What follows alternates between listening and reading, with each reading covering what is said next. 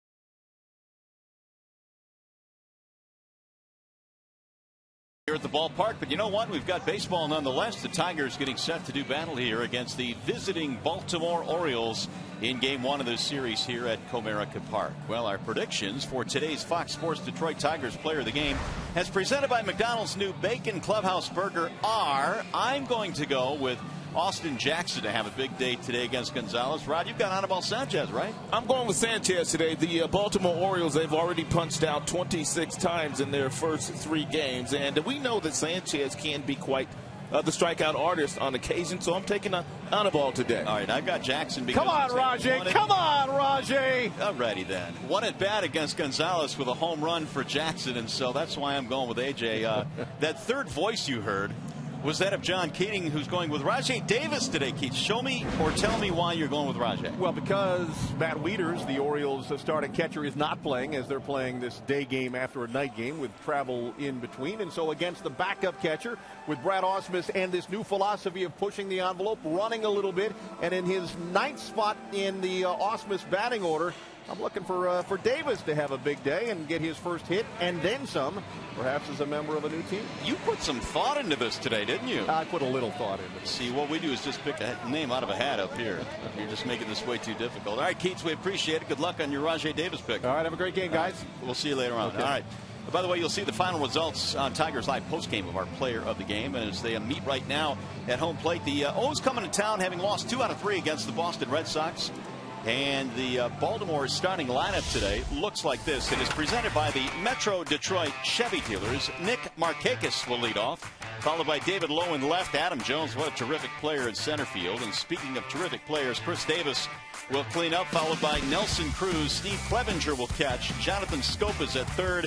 Ryan Flaherty and Steve Lombardosi, the former Tiger for just a minute or two, is playing second base today for the Orioles. And when you look at Chris Davis, Rod, you look at the numbers from last year. We knew he had a really good season, but now that we've been able to have it sink in, he really had a special year. Well, he really came into his own, and one of the things that Davis has worked on quite a bit, and that's not being so pull happy. When you play in Camden Yards, it's a home run friendly ballpark.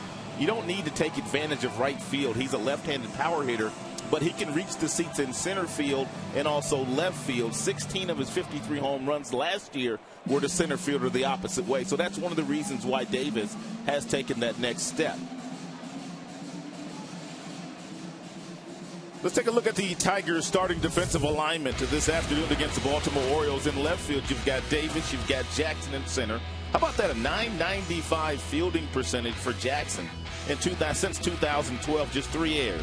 Hunter in right field, he's pretty good. Romine and Kinsler up the middle. Castellanos and Miggy on the corners. And Alex Avila has caught all 3 of the Tigers' first 3 games of the year. So the Tigers trying to build on winning 2 games against the Royals. Of course, they had their finale rained out yesterday. The Tigers are good to go. They've got their winter gear on, so to speak. They've got the skull caps. And let's see how the Tigers are preparing for this game today. This was just moments ago. Check this out. What do you got on this, Brad? Something new, I guess. I was hoping you could explain it. I can't explain it. They're all into it, though, so it's all good. It is all good. Well, before the game today, Hunter and Miggy got their awards from last year, the Silver Slugger Awards, and that was a neat little presentation before the contest. You know, Torrey Hunter has said on many, many occasions that he's always been known as a guy that's been a really good defender, but finally getting some recognition for his bat. And Miguel, of course, he is headed to the Hall of Fame when it's all said and done. He will go down as one of the best right-handed hitters of all time. Can you imagine how much hardware is in Miguel's house and Torrey's house? It's going to be a lot more getting there, too. All right, here is the particulars now on Anibal Sanchez, and he is presented today by Family Heating, Cooling, and Electrical. Outstanding 2013 campaign for Anibal Sanchez, 14-8, which is a career high in wins, 2.57 ER, which was the best in the American League. Over 200 strikeouts. He's very stingy with the base on balls. He has 4 above-average pitches. That would be the fastball, the curve, and the slider and the changeup, and he's very comfortable throwing all 4 of those pitches. How about that camera angle today of Mr. Sanchez warming up? Our folks are all over the ballpark today, and Miguel Cabrera, of course, looking to continue a terrific year from last year. Off to a bit of a slow start, but I tell you what, Miggy, beginning today probably, as a matter of fact, will get that bat going sometime soon. It's a little bit frigid, as you can see today, but the Tigers are just happy to play, Rod, because if you get this one rained out today, you would have probably had to play a doubleheader tomorrow. Yeah, and then that's what Brad Ausmus was saying before the game, and had they had to play a doubleheader tomorrow, would be Anibal Sanchez and Porcello, and then we would have gotten Drew Smiley back out in the rotation on the West Coast. So we're ready for baseball here this afternoon. It'll be about a 10-11 minute delay by the time we get this one going here, just momentarily. The Orioles will have Nick Markakis standing in to start things off.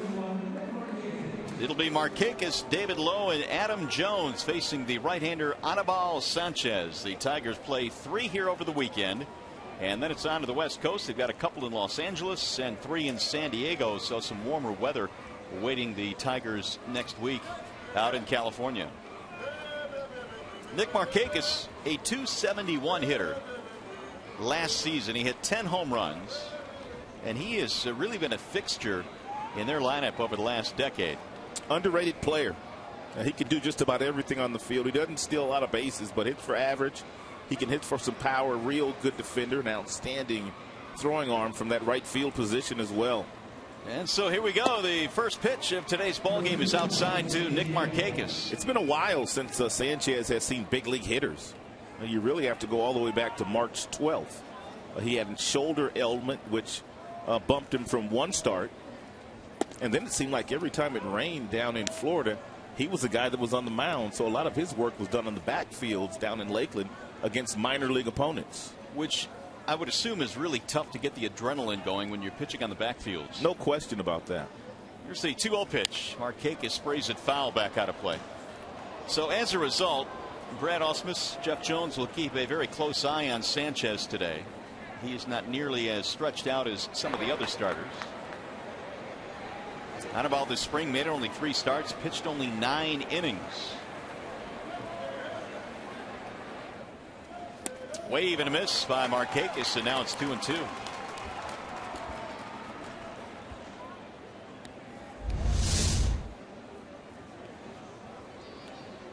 Looked like a changeup thrown at 87 miles an hour there by Anibal Sanchez. Here's the 2-2 pitch. And he tipped it into the glove. No, it's a foul ball. Avila tried to tag him and sell it to the home plate umpire, but not going to buy it apparently. Well, he's telling the home plate umpire, Mark Reppinger, to look down. I mean, I don't see where there's a ball mark on the dirt. That's what Avila's saying. He's hoping that he can get some help on this play. Brad Austin is quickly coming out to plead his case. Let's look at it. Oh, hit the plate. Yeah, hit the plate. Nice sell job, though, by Avila. No wonder why it didn't have a dirt spot there. Question is, did he make contact? And home plate umpire is saying yes. So Brad Ausmus, who is a catcher, and I'm sure has been through a few of those over his career. Well, catchers have to protect the catchers. Now the 2-2. Foul straight back. Anibal Sanchez already throwing hard here in the first inning, 94 with that last fastball. Good weather for pitchers to pitch in. You might have a little difficulty gripping the breaking ball because it's quite frigid out there. But as far as the fastballs are concerned, you can let it all hang out. Chopper hit to the right side. It's straight at Cabrera, and that's how this one begins today. A 3 unassisted ground out from Nick Markakis. 1 gone in the first inning, and now David Lowe will stand in. Former Kansas City Royal.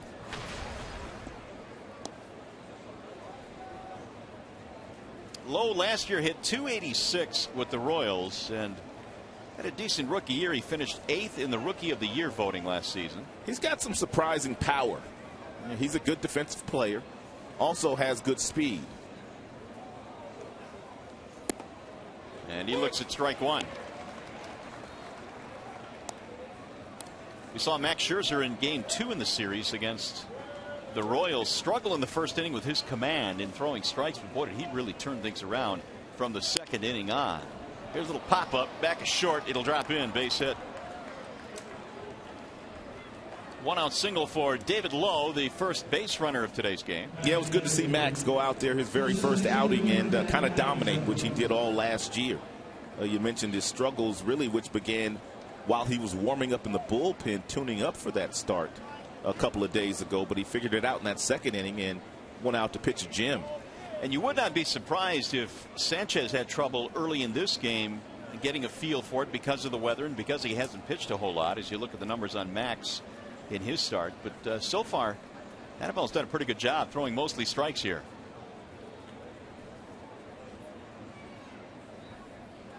Adam Jones looks as a ball up and in. 1 ball to no strikes. Adam Jones, dangerous hitter. He's got a lot of pop in that bat. 33 homers last year. Drove in over 100. He's pretty much a pull hitter. But he has started to go the opposite way with a little bit more regularity. And that's why that batting average at .285 last year. But he's very, very dangerous and has a potent bat. 108 RBIs last year for their number 3 hitter. This is a team that really has a very good offense. They're still waiting for Manny Machado to return from offseason knee injury. Jones does hit quite a few ground balls. If Anibal Sanchez can slow him down with a good breaking ball and get it away from him, he might get it to Andrew Romine and they might turn their first double play of the afternoon. Lowe last year had 5 stolen bases in a KC uniform.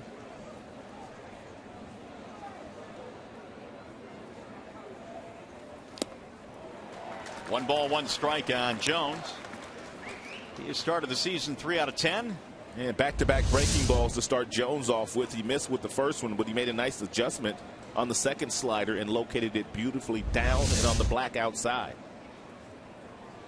Jones doesn't walk very much. He's up there to hit. I don't know about you, Rod, but I've always felt that Jones has been somewhat underrated. I know he was a highly rated prospect coming up from the minor leagues, but I mean, this guy's knocking in 100 runs. He's winning Gold Gloves. He can steal some bags too. He's finally coming to his own. He's a legitimate 5-tool player. He can run. He can hit for average. He's got power. He's got a great glove, and he's got a good throwing arm. Those are the 5 tools that Major League scouts and front office personnel measure the players on. The career numbers of Adam Jones. Fouled away. Former #1 draft choice of the Seattle Mariners out of San Diego, California. He became the first Orioles outfielder to win a Silver Slugger award last year. Chilly day here at the ballpark. Fans all bundled up, but they get to see baseball, something fans who came here yesterday did not because of the unrelenting rain. And Jones will chase something here with 2 strikes. If you're Sanchez, you can go up with the fastball, or you can go down with a real good breaking ball. Runner goes, and it's fouled back out of play. He tried to go upstairs with a 92-mile-per-hour fastball, and Jones just got a piece of it. Sanchez last year won 14 ball games. That, by the way, was a career high for Anibal. And again, he won the ERA title at 2.57. Lurking on deck, the slugging Chris Davis.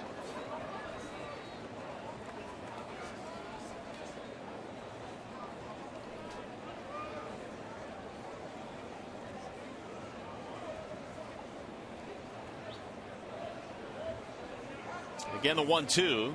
Runner holding this time, and Jones takes it away. 2 balls, 2 strikes.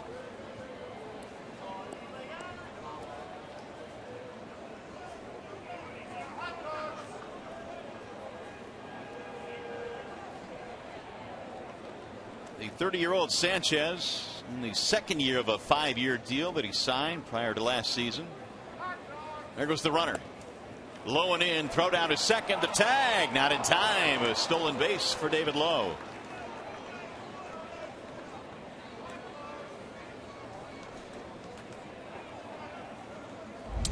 Lowe did not get a great jump. Looked like Avila was going to have an opportunity to throw him off, but by the time the tag is applied by Ian Kinsler to the back of Lowe, he is given the safe call by the second base umpire, Kerwin Danley. Good sweep tag there by Kinsler, but just a bit tardy. 3-2 now on Jones. The runner in scoring position. And he chops it foul behind home plate. This Orioles team can really hit. And they've got a lot of guys with power, and with that comes strikeouts. They've already struck out 26 times as a team in their first 3 games.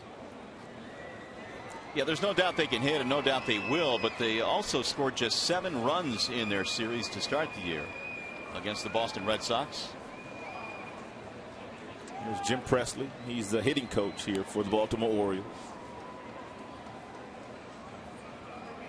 Again, the 3-2. Just off the plate. Sanchez really wanted that one, but it's a walk to Adam Jones.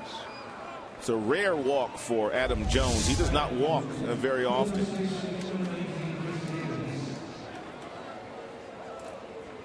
It's a good at bat by Adam.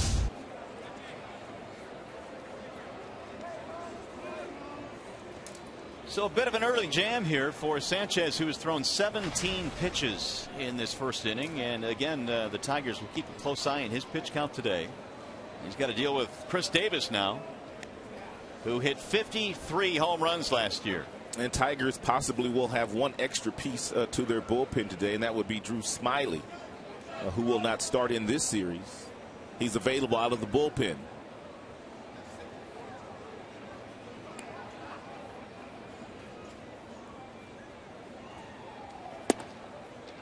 Tigers, as they attack Davis here, are playing him to pull. Kinsler has swung around almost, or I should say the shortstop Romine rather, almost behind second.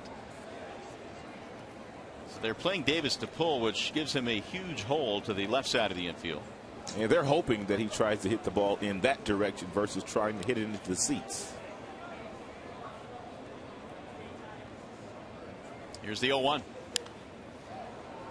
Tigers Live pregame today. We had a feature on Matt Martin, who is handling the defensive alignments for Brad Ausmus this year. And that's becoming more a part of this game now when you've got guys concentrating on defense these days. You know, with all the sabermetrics and all the numbers and all the scouting that goes into Major League Baseball these days, the Tigers, just like most other teams, taking full advantage of guys that get themselves into patterns, whether it be hitting the ball on the ground a certain direction or fly balls in a certain direction, just how you play different personnel on different teams. Well, sometimes it doesn't matter where you play Davis with the numbers he has put up. And he drives this one down the right field line. That's going to be trouble. It's going to roll all the way to the wall and get 2 runs in. Lowe comes in to score. Jones rounding third. He will score. It's a double and 2 RBIs for Chris Davis. And the Orioles are out to a 2-0 lead. Well, Davis really just picking up where he left off the last couple of years against Tigers pitching. Since 2012, his batting average nearly 400, and he's driven in a lot of runs. Sanchez would love to have that pitch back. 0-2 breaking ball that really stayed up in the strike zone. That allowed Davis to get to it and drive into 2 runs here today. So the Orioles, who had trouble scoring runs in their first series of the season, already putting up a 2 spot here in the first inning. And now Sanchez will deal with Nelson Cruz. Former Texas Ranger, signed a 1-year deal with the Orioles. And he takes strike 1.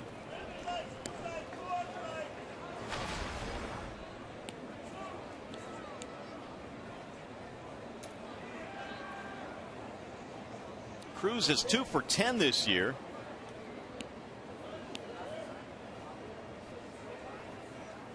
The 0-1 is swung out and missed. 0-2. And Cruz was a free agent in the offseason, but there were very few takers. Therefore, he accepted the 1-year offer that he finally got from Baltimore.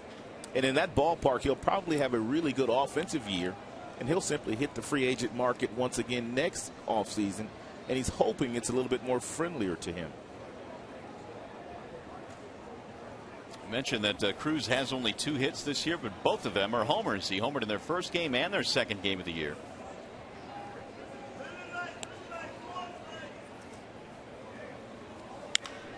Skies this one in the air toward left center field. Rajai Davis cruising over. Runner will tag. Davis makes the catch. And the throw into third base. Tardy in there standing up is Chris Davis. And Baltimore already kind of tipping their hand that they're going to challenge the arm of Davis in left field.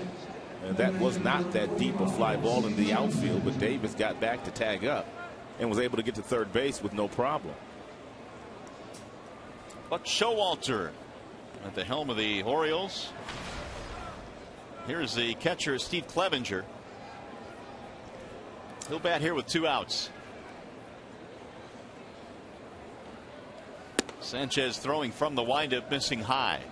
The Orioles like Clevenger as a backup catcher to their all-star Weeders, but they also understand that he brings a left-handed bat, and that's really something they haven't had out of their backup catchers in a long time. A guy that could swing the bat left-handed and drive in quite a few runs, although Weeders is a switch hitter himself. Clevenger comes out of the Cubs organization. He went to high school in Baltimore, so he's a hometown kid.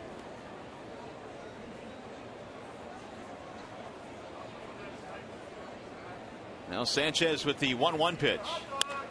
Lifted in the air to right field. Straight at Torrey Hunter. And that is that for the Orioles. They get 2 runs here in the top of the first. Coming up in the bottom of the first, Ian Kinsler was the hitting hero on Wednesday. He'll lead things off for Detroit.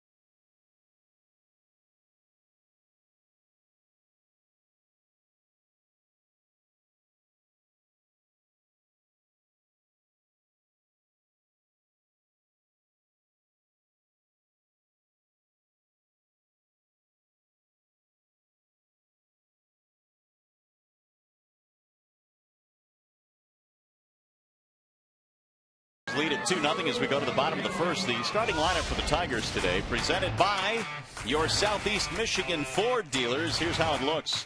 Ian Kinsler leads off at second base, followed by Torrey Hunter and Miguel Cabrera. Victor Martinez, your cleanup man. AJ batting fifth today. Avila is catching. Bottom three of Castellanos, Romine, and Rajay Davis. And they will face the right-handed offerings of Mr. Miguel Gonzalez. And Gonzalez not going to overpower the Tigers today. He won 11 games last year, lost 8, pitched 171 innings. He's got a fastball, he's got a splitter, he's got a slider and a curveball. Fastball tops out at about 91 miles an hour, but he moves it around, he works quick. Some of the Tigers today are going to have to step out to slow Gonzalez down. That's just how fast he works when he's out on the mound. 29-year-old right-hander, native of Mexico, as Ian Kinsler strolls in. Kinsler 3 out of 9 so far this year with a home run and the game winner in walk-off fashion on Wednesday. Hunter and then Cabrera here in the first inning for Detroit. First pitch is in for a strike on Kinsler.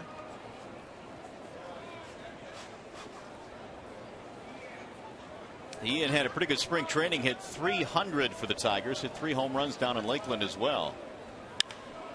That is hammered foul down the right field line. No balls, 2 strikes.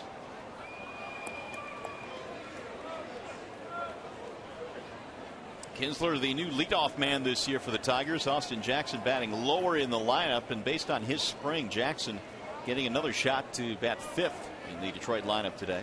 Austin was locked in with that bat all spring training long. He sure was. From beginning to end. Breaking ball dips low and the count goes 1-2. It's pretty much what Gonzalez will do to most right-handers. Fastballs down and away. He's got some good command. He'll also throw breaking balls down and away to the right-handers. The 1-2 offering. Another breaking ball hammered to third base. Right there is Scope. Let's take a look at the Baltimore Orioles starting defense, brought to you by Tim Hortons. In the outfield, they have Lowe, Jones, and Markakis.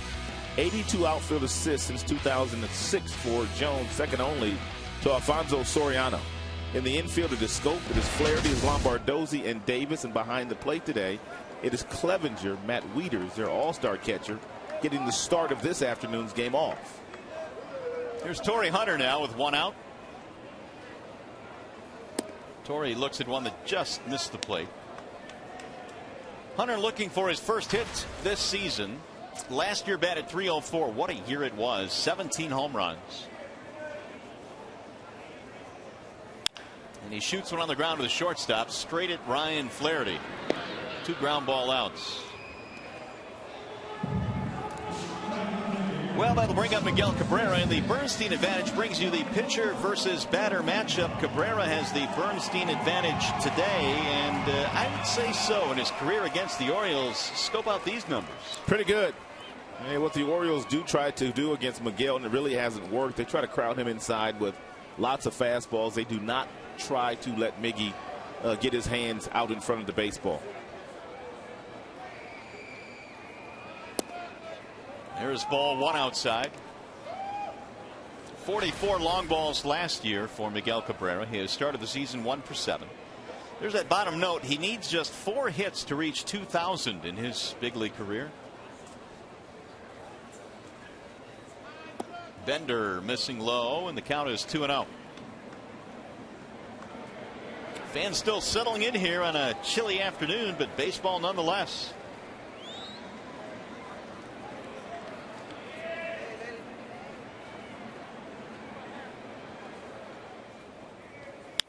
Ground ball left side and through. Just out of the reach of Jonathan Scope, and it's a 2-out single for Cabrera.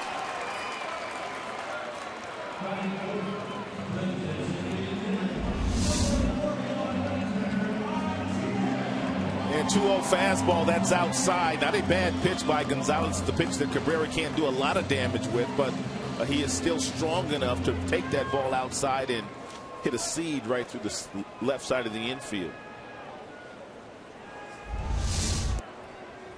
Tigers have their first hit and their first base runner. Here's Victor Martinez.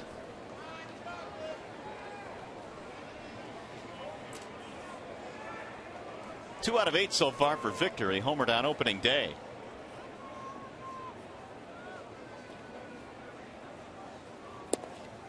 And the Orioles defensively will play him to pull. Scope gives up the third baseline.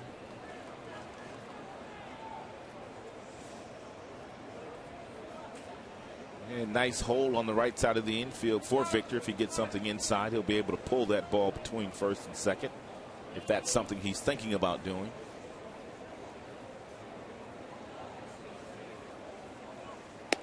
Ball high, 1 ball, 1 strike.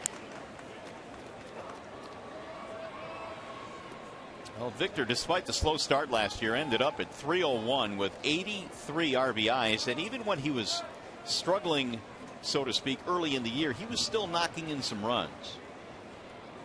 Finishing with 83.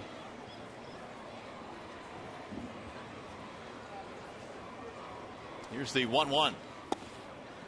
2-1 now on Martinez. And Tigers had a lot of stability to the top of their batting order last year. Jackson, Hunter, Miguel, then it was Prince, and it was Victor. It was pretty much that way every single game last year. However, this year, Brad Ausmus, he will use quite a few different lineups during the course of the season.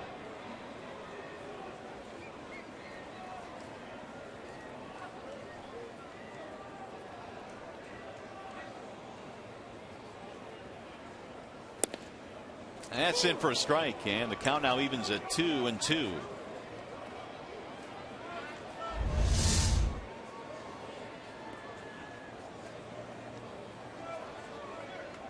Good pitch.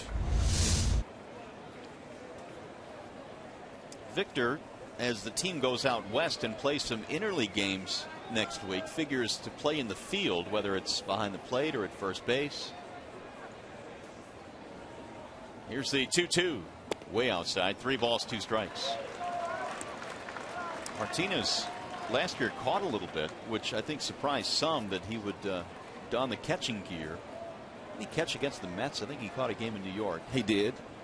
And did extremely well. Caught a couple of games down in the Grapefruit League this spring. Didn't catch 9 innings, but he was able to get behind the plate, and anticipation that he would get maybe a start or 2 behind the plate when the Tigers go on the West Coast for the very first road trip of the year and play National League opponents. That is popped up. Left side of the infield, playable. Scope is under it. Inning is over. No runs and a hit. 1 man left. And we are headed to the second.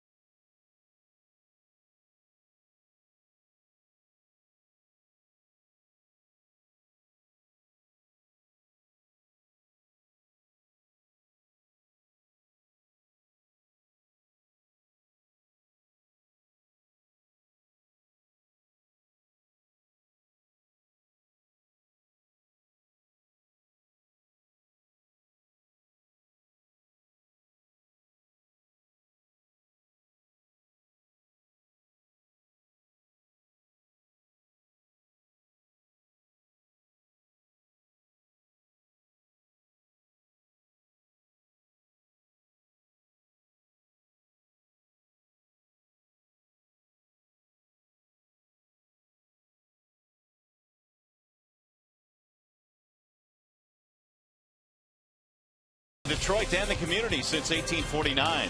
By Ram Trucks. Ram 1500 is Motor Trend's 2014 Truck of the Year and first ever back-to-back champion.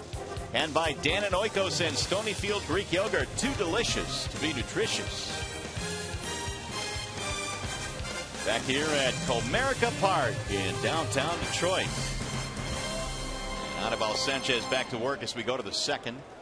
Orioles got a couple of runs in the first inning. 2-run double by Chris Davis. Jonathan Scope leading it off. Bottom three facing Sanchez here in the second. Scope, Flaherty, and Lombardozzi. Anibal in that first inning threw 26 pitches.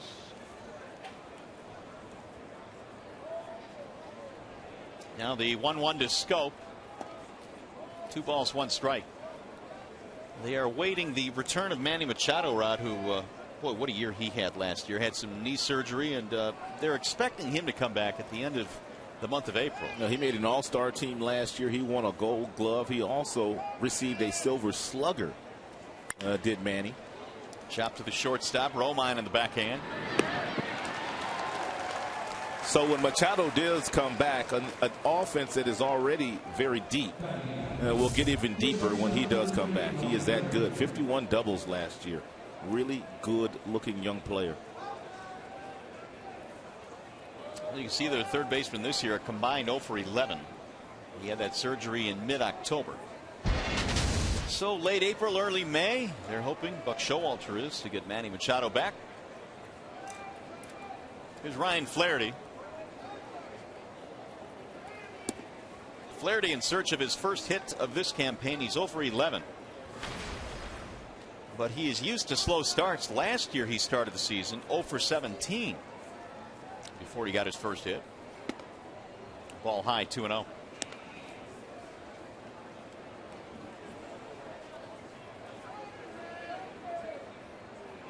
Boy, did the Orioles have a long night last night. Extremely long night. You know, every team every now and then will go through one of the nights the Orioles had. They played a night game at home last evening. It's chopped to first base. Nice scoop there by Miggy. And they didn't get to town till what, 4 o'clock? Well, they had some plane trouble, first of all, so they didn't even leave their ballpark till about 1 or 2 in the morning. And they finally went to the airport. They didn't touch down here in the Motor City till about 4. So, you know, most guys probably didn't get to bed until 5 o'clock. Life in the big leagues. That schedule is what separates Major League Baseball from any other major sport. Here's Lombardozzi.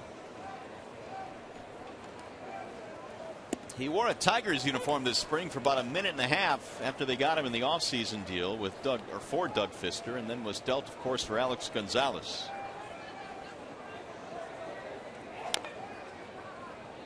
Grounded foul, and the count is 0-2. Brett Ausmus had some nice words to say about Lombardozzi before the game today.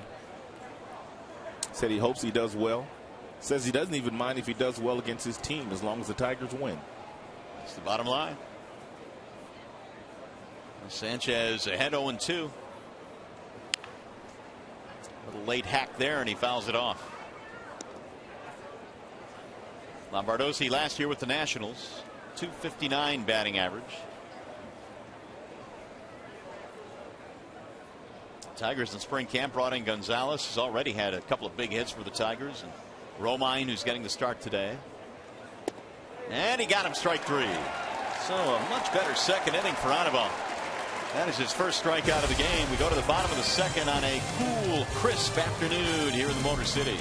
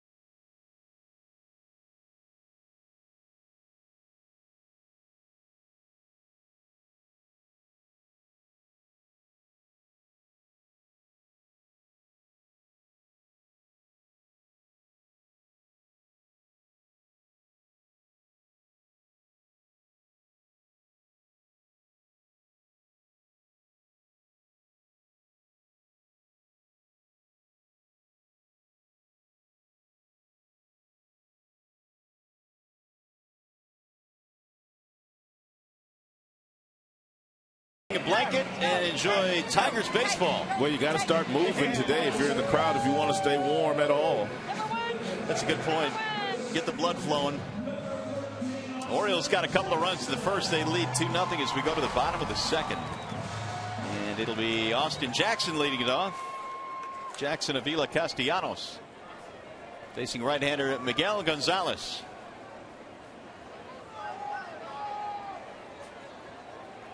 Jackson takes strike one.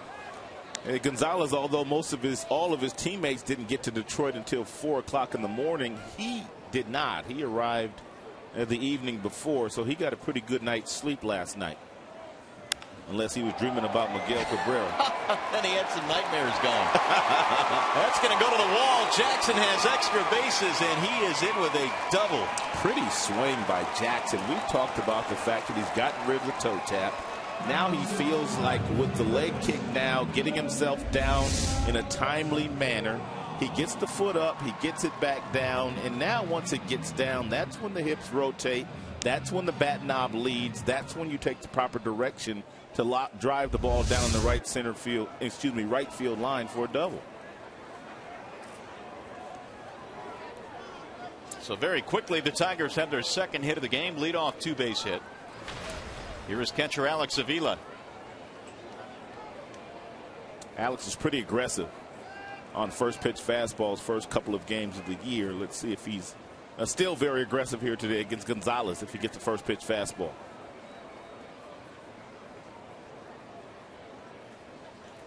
Isn't that something the Tigers tried to get him to do a little bit more last year? Yeah, they've always wanted him to be more aggressive in fastball counts. Pretty good pitch there by Gonzalez. That was a splitter to keep Avila off balance. Did not give him the fastball. He's getting better at being more aggressive early in counts. He's a guy that when he got to the big leagues, he liked to go the other way. But Jim Leyland always encouraged Avila to be more aggressive on fastballs. You've got some power. See if you can get one down the middle, hit it in the seats.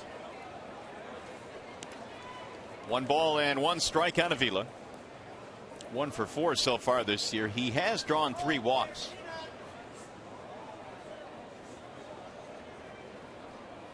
Alex, despite batting .227 last season, had also hit 11 home runs and knocked in 47.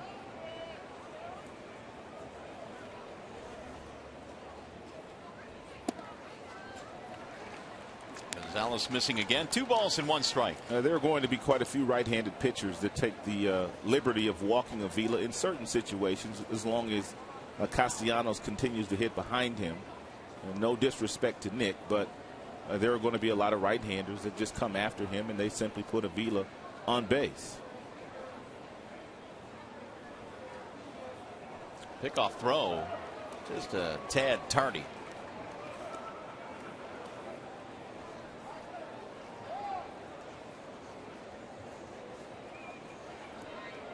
Two and 1 on Alex. Miguel Gonzalez won 11 games last year, was 11-8 for the Orioles, made 28 starts. Pretty good ERA, especially in that ballpark and in that division, 3.78.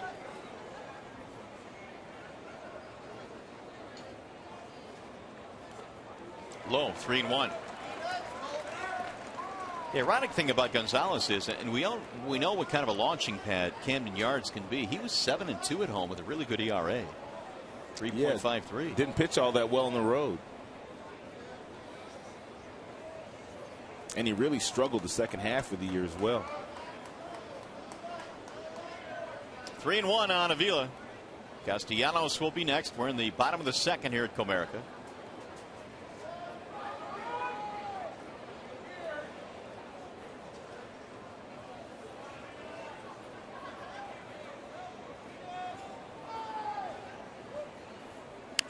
Slice toward left field. That ball will drop. Foul. Oh, was that close? Just foul.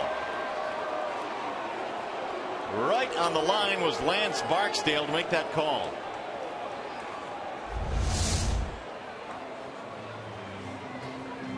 And a good call it was. That was barely foul. That got Brad Ausmus off his chair.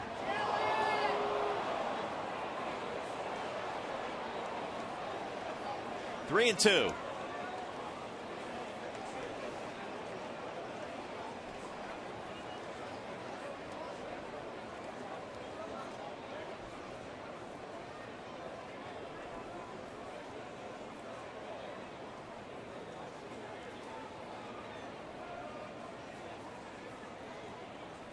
Inside, and another walk for Avila, his 4th already this season, so the Tigers will put 2 aboard. Nobody out. And we'll see how the bottom of the lineup is able to respond here in the second after the first 2 men reach. Castellanos 2 out of 7 to begin the new season. There's Dave Clark, the new third base coach, running through the signs.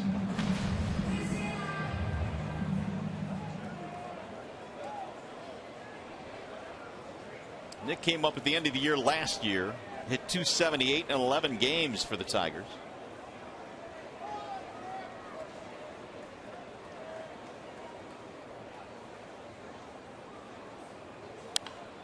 He'll drive that one foul back out of play.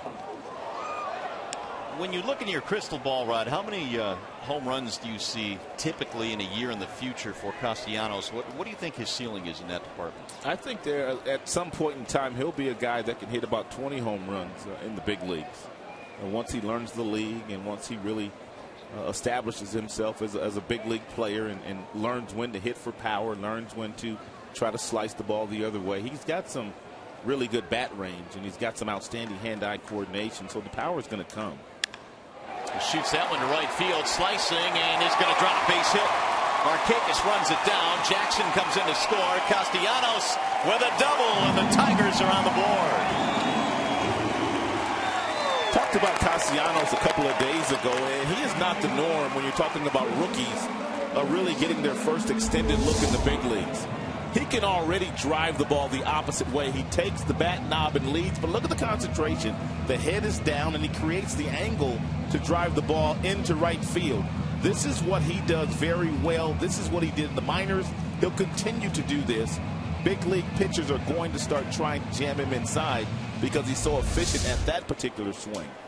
First major league RBI for Nick Castellanos. It's a 2-base hit. First 3 Tigers reach here in the second. Now here is Romine. Still nobody out.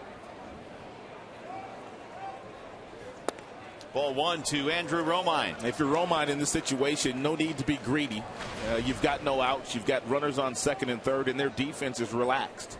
A simple ground ball to the second baseman, Lombardozzi, would plate 1 and also get Castellanos over to third base with less than 2 outs.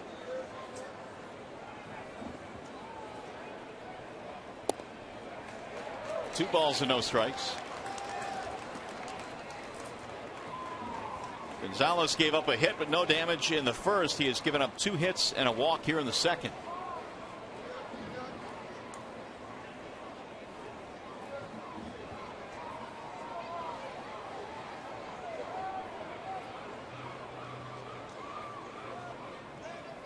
Swing and a miss. 2-1. Romine grew up in a baseball family. His father Kevin played for the Red Sox in the major leagues. Andrew grew up around Fenway Park playing with the children of some of the Red Sox, Wade Boggs, Roger Clemens. Born in Winter Haven, Florida, Andrew Romine.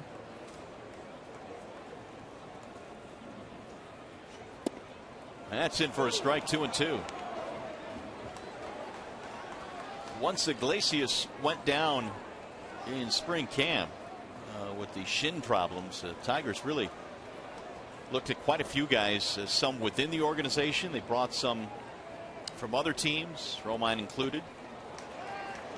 They probably even entertained the thought of bringing Omar Vizquel out of retirement, to be honest with you. No one ever said it, but I bet it crossed their minds. It had to. It certainly had to. Vizquel, man. He still looks like he could play. Gosh, there's no doubt. And he still has the enthusiasm, that's for sure. Vizquel, the first base coach of the Tigers these days.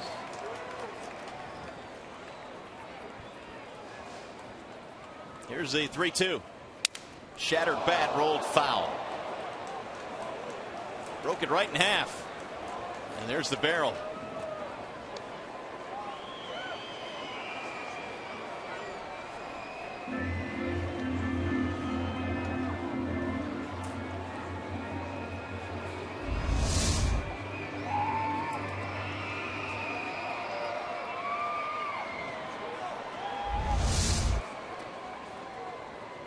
Would that be the proverbial getting in his kitchen? Yeah, way in the kitchen. 3-2 now on Romine.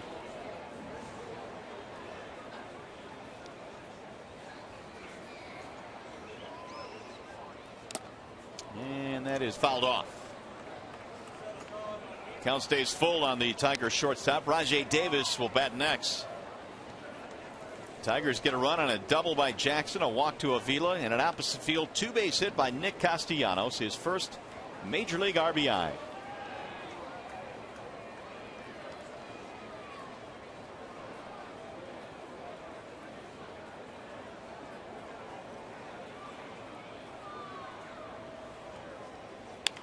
Sliced foul back out of play.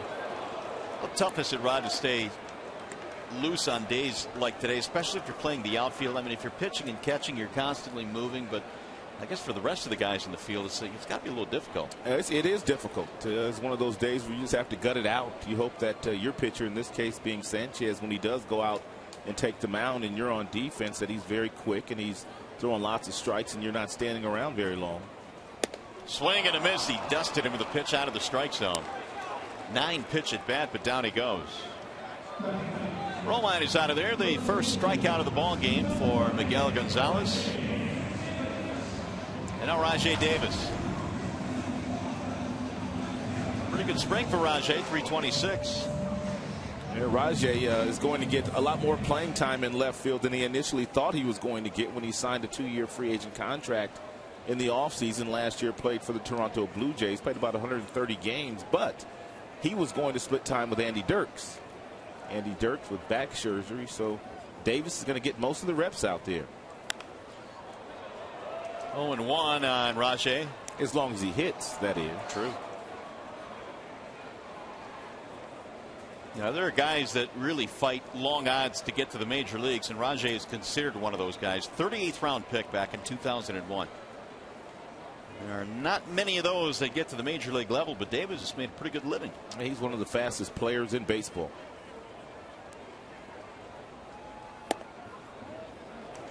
One ball, one strike on Davis. Second inning here has been a bit of a struggle for Miguel Gonzalez. Yeah, he's fighting his command out there a little bit. He's thrown a total of 36 pitches. 21 strikes, 15 balls. So he doesn't have great command so far this afternoon.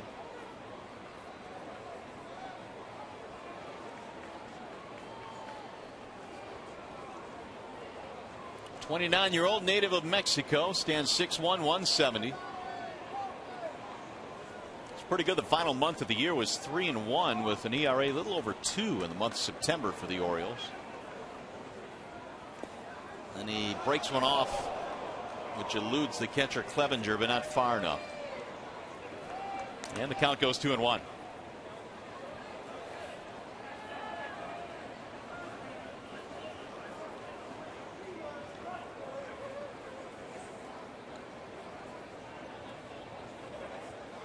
Tigers a base hit away perhaps from taking the lead here. They're down 2-1 with runners at second and third.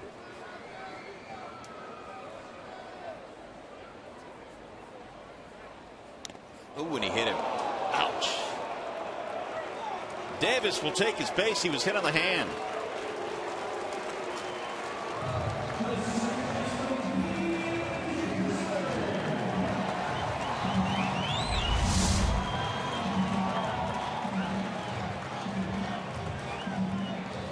Got him on the right hand.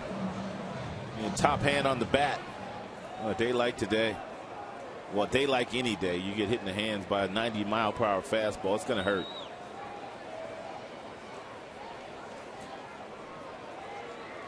So it'll load the bases now.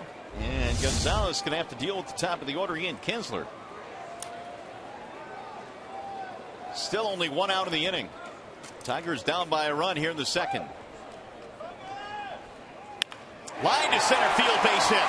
Avila scores. Castellanos will be held at third. He got about halfway down the line, and he's going to be thrown out at third base.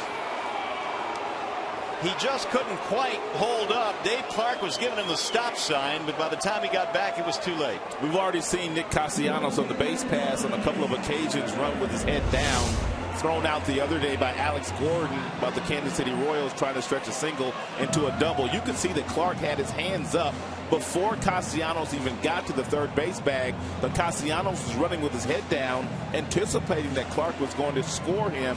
By the time he picked him up, he couldn't get back to third base. So it's an RBI for Kinsler, and it ties the game at 2.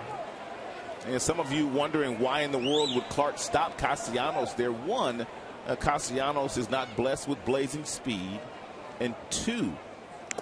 There's another hit batter. You have Adam Jones in center field, who won a Gold Glove last year, is an outstanding thrower, and Clark did not want to run into an out at home plate there. So Torres hit by the pitch. He'll go to first base. Here comes Dave Wallace out.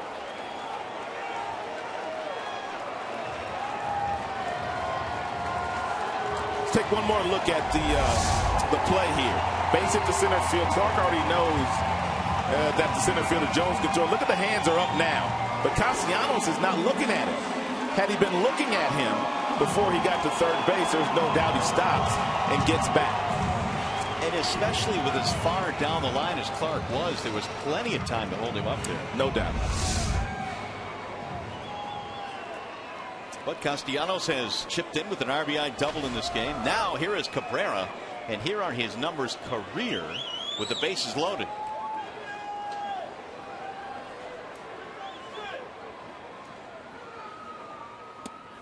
Slow bender floats in for a strike. When you go over your scouting reports before the series starts, there's no doubt that Cabrera is that one guy on the other team that you're not going to allow to beat you. I'm sure that's what Buck Showalter told him before the game, but with the bases loaded here, nowhere to put him. Gonzalez forced into going after the best hitter in the game. That pitch checked in at 70 miles an hour.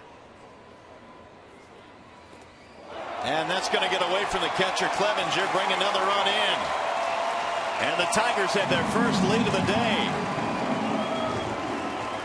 Rajai Davis comes in to score in a wild pitch.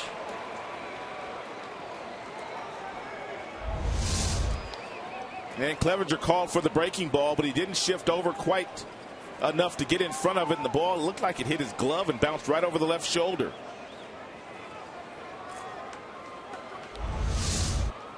So everybody moves up. 1-1 the count on Miguel. Cabrera had a single in the first.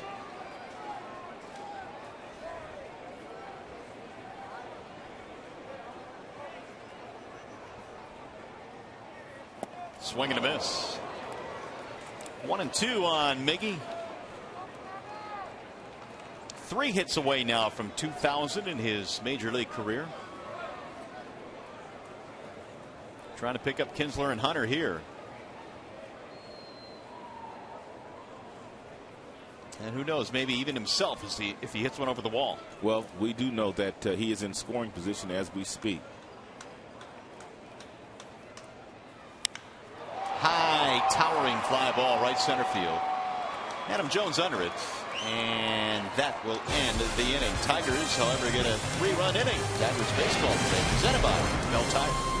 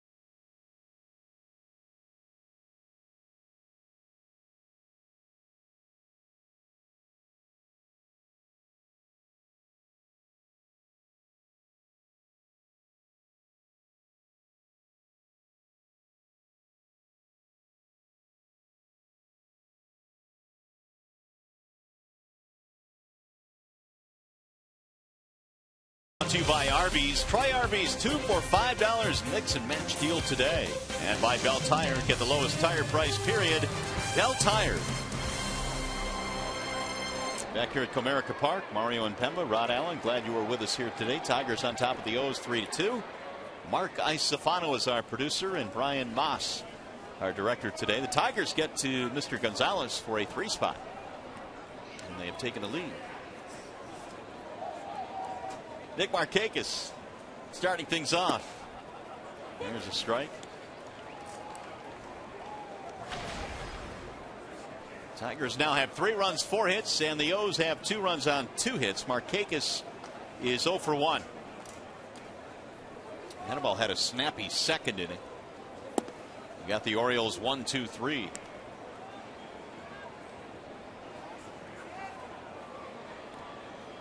Sanchez last year did some of his best work here in this ballpark. Was 11-5 at home, an ERA of about 2.9. There's a strike on the outer edge, 1-2. Tigers starters were dominant in this yard. Sanchez was, Max was, Verlander, good numbers at Comerica Park. Good pitcher's park. 1-2 pitch. Just got a piece of it. Well, we saw Verlander on opening day. We saw Scherzer in game 2 in that series against the Royals. We see Sanchez today. That certainly will be part of the Tigers' success this year. And not many teams in the majors can boast 3 outstanding starters like the Tigers do, and the 3 guys you just mentioned. And the 2 behind him, not too bad either. Nope. Porcello winning 10, 12, 13 games a year. Into left field, Rajai Davis under it, and Markakis is out. 1 away. Time to check in with the studio now. Here is Mickey York. All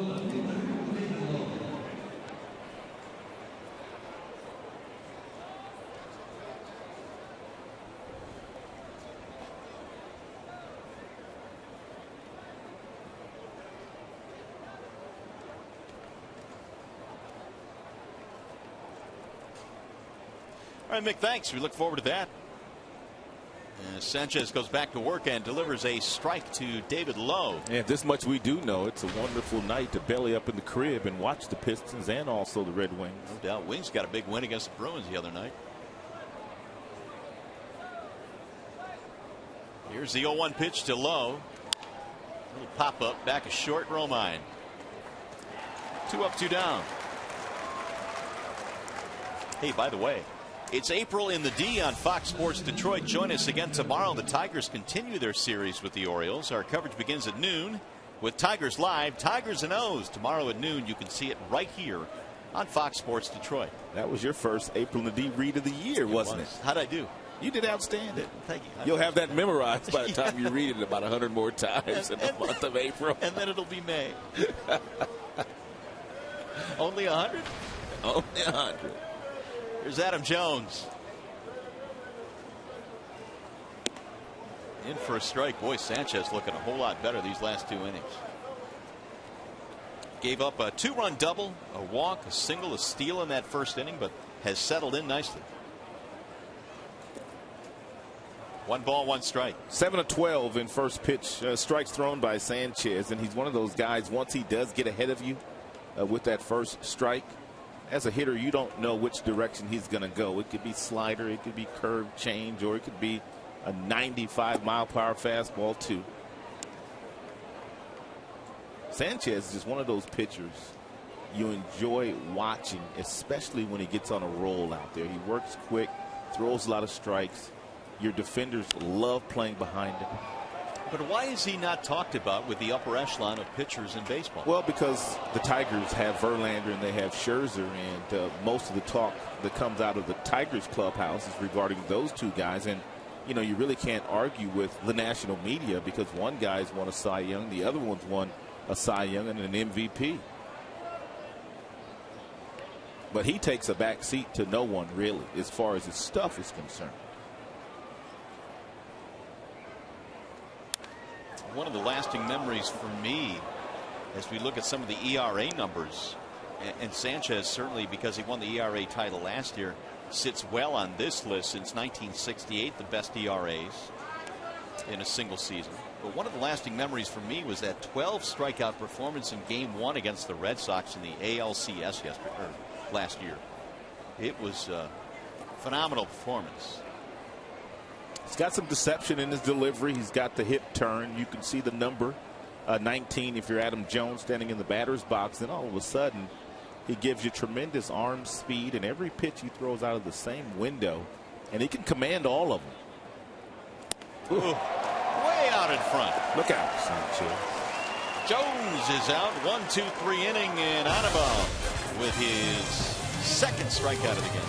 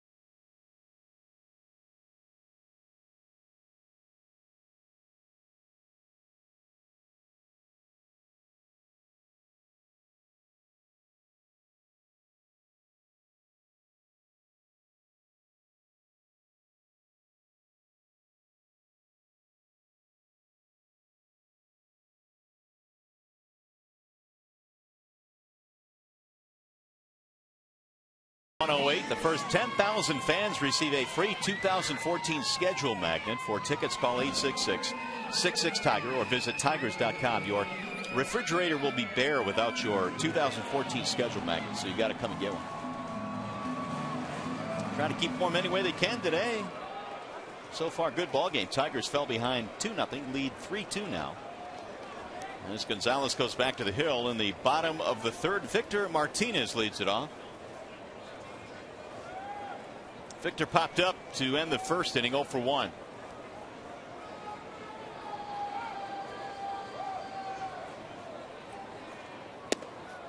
And that is in for a strike, 0-1 on Martinez. Jackson and then Avila in the Tigers' bottom of the third. Game 1 in this 3-game weekend series before the Tigers hit the road out to California for their first road trip next week. 1 ball, 1 strike. The old stomping grounds of Rod Allen. Looking forward to it.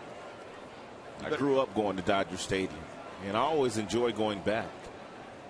You better start gathering tickets right now for all your peeps. Yeah, there's quite a few of them, too.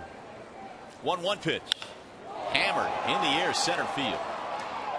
Jones, though, is going to hold up in that damp air in center. 1 gone. I'll bring up Jackson. Austin had himself a double to start things off in the second, and that was the start of a really good inning for the Tigers. Austin Jackson already with had quite a few extra base hits this year. Triple, couple doubles.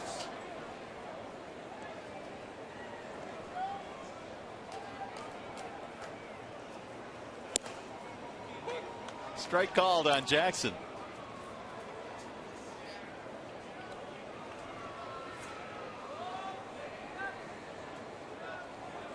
Jackson last year missed a month, but still ended up scoring 99 runs for the Tigers. Of course, he was in the leadoff spot for Detroit. This year, Jackson a bit of a different role, batting lower in the lineup with the addition of Ian Kinsler. Here's the 1-1 pitch. 2-1 the count.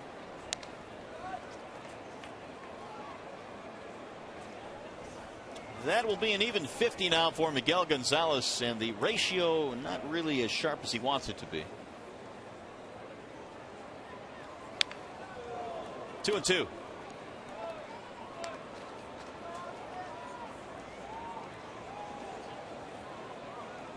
Here's Avila waiting on deck.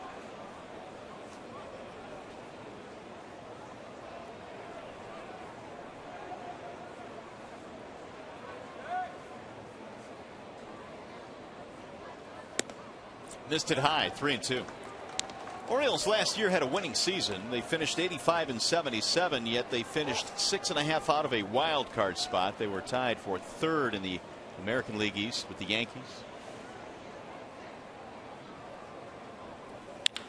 There's another hit for Austin Jackson.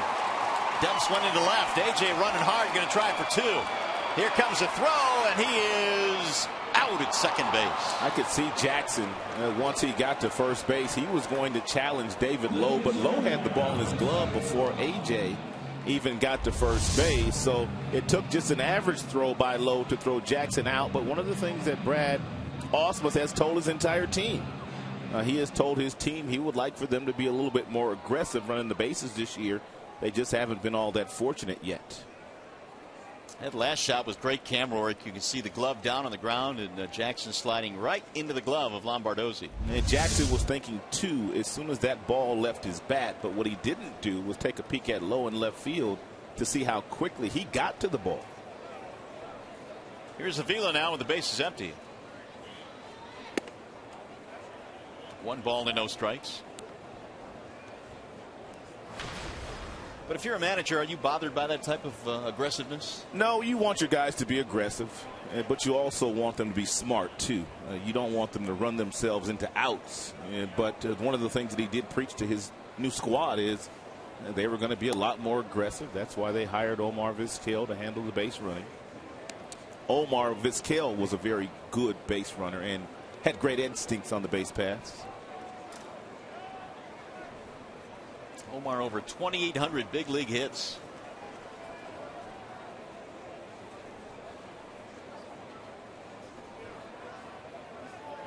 Here's the 2-0. Popped up. Let's see if there is room. Scoped. Almost overran it, but he makes the play to end the inning. 3 in the books here at Comerica as we go to the 4th. Anibal Sanchez will take the mound, leading at 3-2.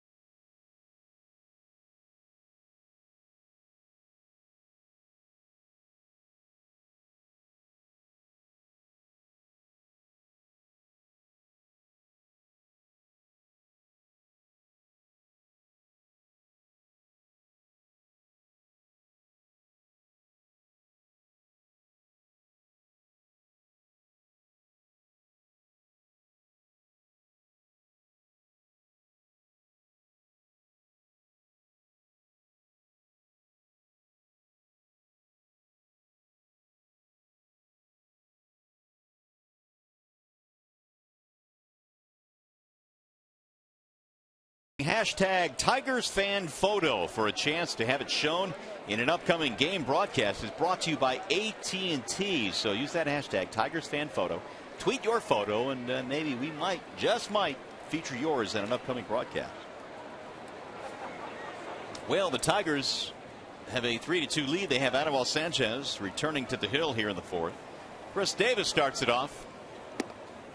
And boy, do they have the shift on now for Davis. Castellanos playing in short right field. And really the only bad pitch that Sanchez threw in the game, he threw to Davis back in the first inning, an 0-2 breaking ball that hung up there long enough for Davis to drive in 2 runs. Fastball darts outside. 2-0 the count. And the 2 RBIs, the first 2 of the year for Davis. There's that shift we talked about.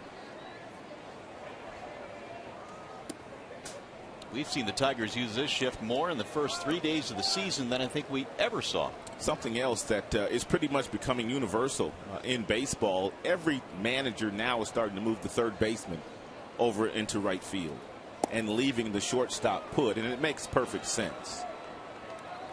Well, explain that. We were talking about that in the first broadcast. Well, most third basemen, but it's not the case for Nick Castellanos because he played shortstop in high school. But most third basemen, they don't handle themselves all that well at the shortstop position. So it makes perfect sense. Instead of having 2 guys out of position, you just move 1 guy out of position. That would be the third baseman. You put him in right field, and you leave everybody else right where they're at.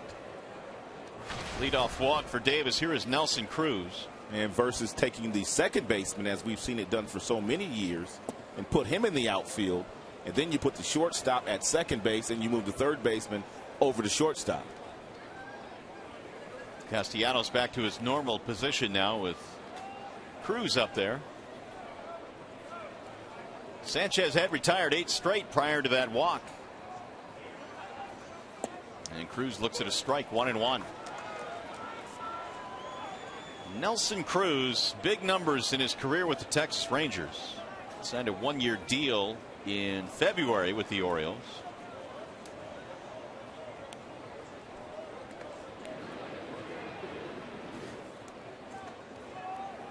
Cruz last 8 seasons with the Texas Rangers.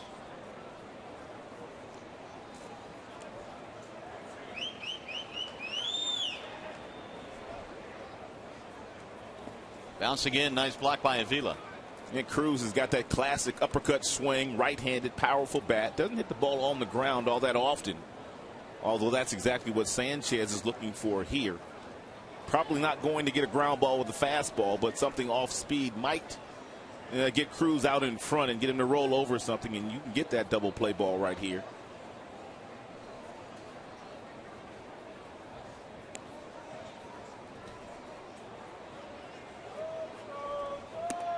Inside, 3-1 on Nelson Cruz.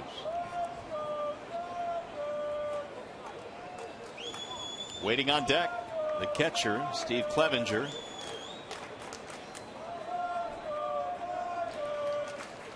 Cruz has 5 consecutive years now of at least 20 home runs. He had a lot of them in Texas. Swing and a miss. 3-2.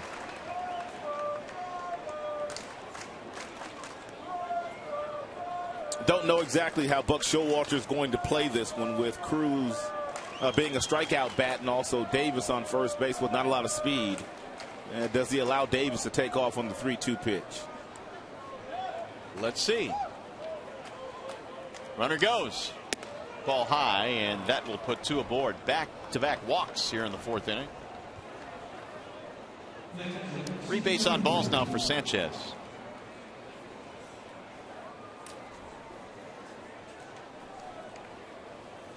Here is the catcher, Steve Clevenger.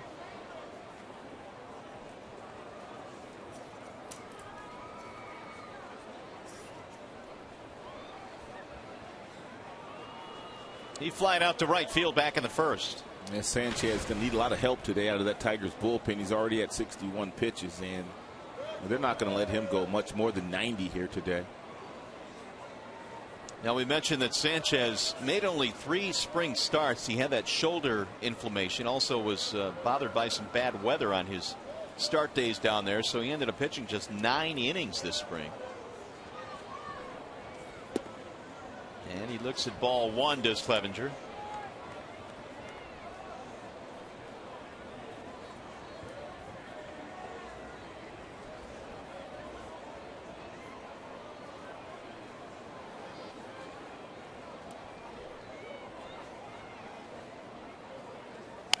Bouncing ball slowly toward third. Castellanos will tag the runner there. Throw to second is not in time. They will only get one out, but it's the lead runner.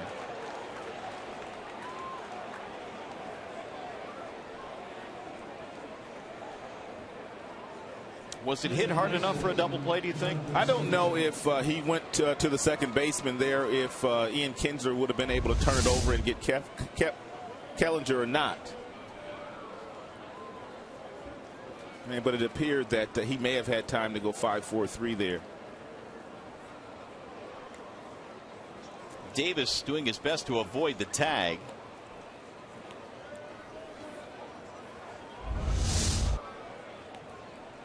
So runners at first and second now with one out. Here's Jonathan Scope.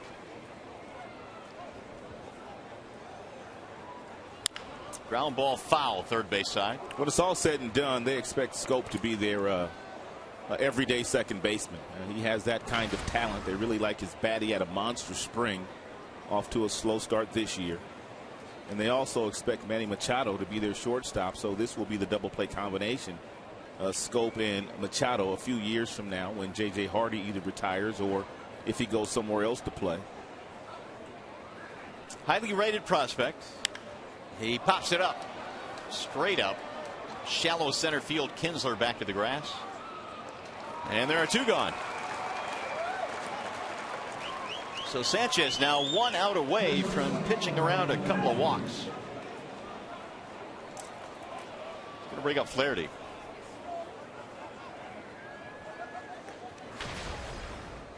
Who is 0 for 12 to start the brand new campaign for the Orioles.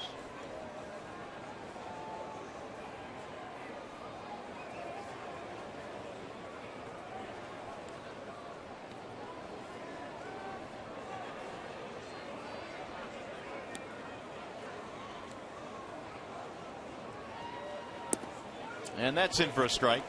I mentioned the Orioles had a winning season despite not making the postseason last year, and they posted consecutive winning seasons for the first time really since the mid-90s. And really the two differences in their 2012 campaign and 2013 were their one-run games. Yeah, big difference. They were really good in 2012. 20-9 in one-run games in 2012.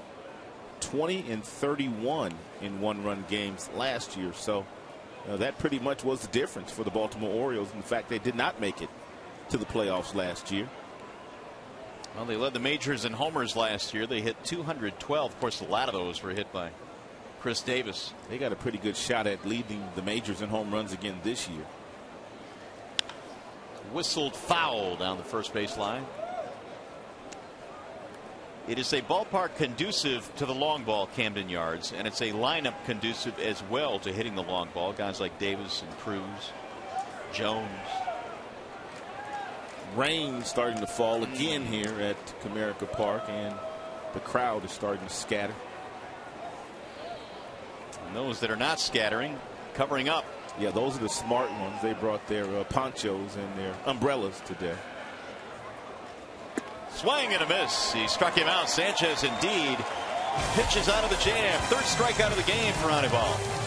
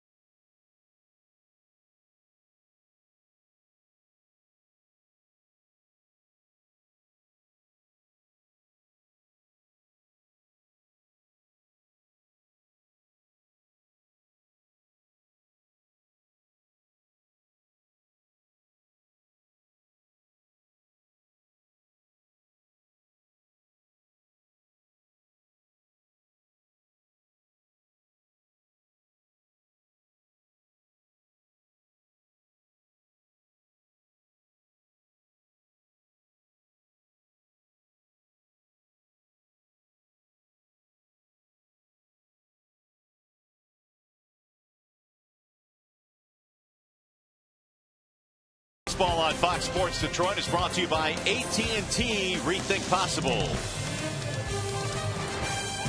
Back here at Comerica Park, Tigers on top of the Orioles 3-2 as we play in the bottom of the fourth inning. We want to remind you that this season, Saturday baseball comes to Fox Sports 1, and it all starts this week with a doubleheader as the Twins take on the Indians, followed by the Giants battling the Dodgers. Fox Sports 1 is your home for baseball every Saturday. To find Fox Sports 1 on your cable satellite provider, go to foxsports1.com. You'll get all the information there. A little bit of a light rain falling here at the ballpark, and so the grounds crew headed by Heather Namazny out there to try and spread some diamond dry, so they will be busy this afternoon. Miguel Gonzalez goes back to the hill, and he will face the bottom three, Castellanos and then Romine and Davis. Nick had an RBI double, and the Tigers 3-run second. Ball one. It was the first major league RBI for Castellanos.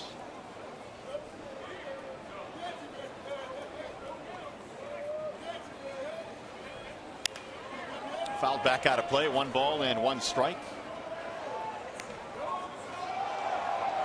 Castellanos rated the best hitting prospect in the International League last year. He hit 18 homers, hit 276, knocked in 76 at Toledo. That's saying something with all the other prospects in AAA on all the other teams.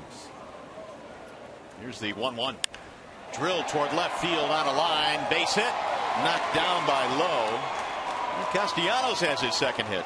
First couple of games of the year, Castellanos was a little bit jumpy on breaking balls, but he has quickly acquitted himself to the fact that the opposition is going to give him lots of curveballs. That time he stays back on that one and hits the ball extremely hard to left field. A lot more patient today than he was a couple of days ago against those same pitches.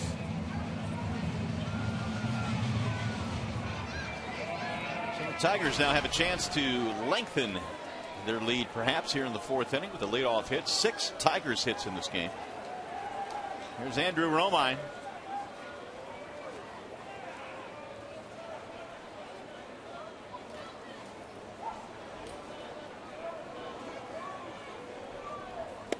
Ball 1 to Romine, who struck out in a key spot back in the second.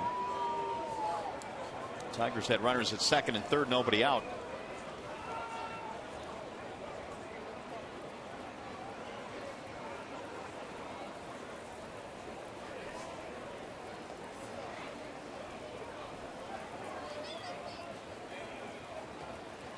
He shows bunt, drops it down. Boy, what a beauty. Gonzalez, off balance throw, not in time. Bunt hit for Romine. It's about as good as he can do it right there. You have to bend your knees ever so slightly. You get the bat head out in front of home plate. You keep it still. You don't stab at it. That allows you to deaden the baseball in an area where it's very difficult to get thrown out. Gonzalez made a nice bare hand play, but not before. Lunging for the bag was Romine, called safely. I didn't think Gonzalez had a chance to make it as close as he did. It's the second time we've seen Romine lunge for the bag like that. He did it in spring training as well, and that's very, very dangerous as a base runner when you're running down the line. Yes, you want to get there, but you want to use your natural running motion. You don't want to lunge for the bag the way that he just did there. Davis showing bunt. He actually made contact with the ball, and he disagrees, but it's going to be ruled a strike. Still questioning the call. Mark Rippiger, the home plate umpire.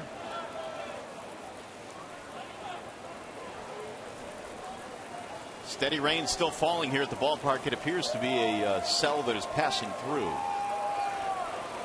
And now time is called, and they're going to take the players off the field here and get the tarp on the field. So here comes the grounds crew, and we'll have a rain delay here in the bottom of the fourth inning. The Tigers have 2 on, nobody out,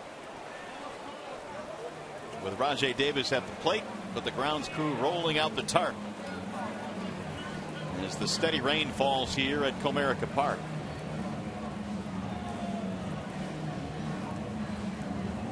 It has been a raw, cool afternoon.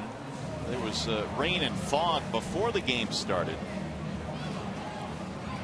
And now the rain has commenced once again here in the fourth inning. So we have ourselves a rain delay here at Comerica Park. Step aside and we will be back.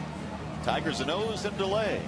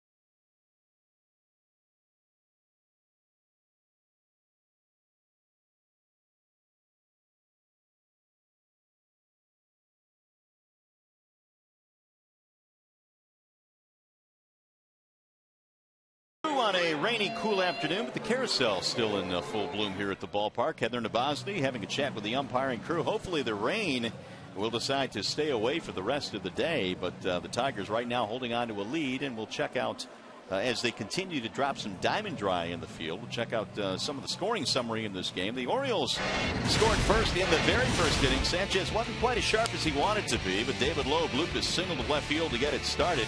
Lowe would then steal second base to put himself in a scoring position after a walk to Jones. Chris Davis had a monster year last year, and he brings in 2 with a double here for his first 2 RBIs of the year. And Tigers kind of got themselves on the board in the second inning. It was Austin Jackson leading off with a double. Then you have Castellanos singling in a run. You also have Ian Kinsler getting a big base hit.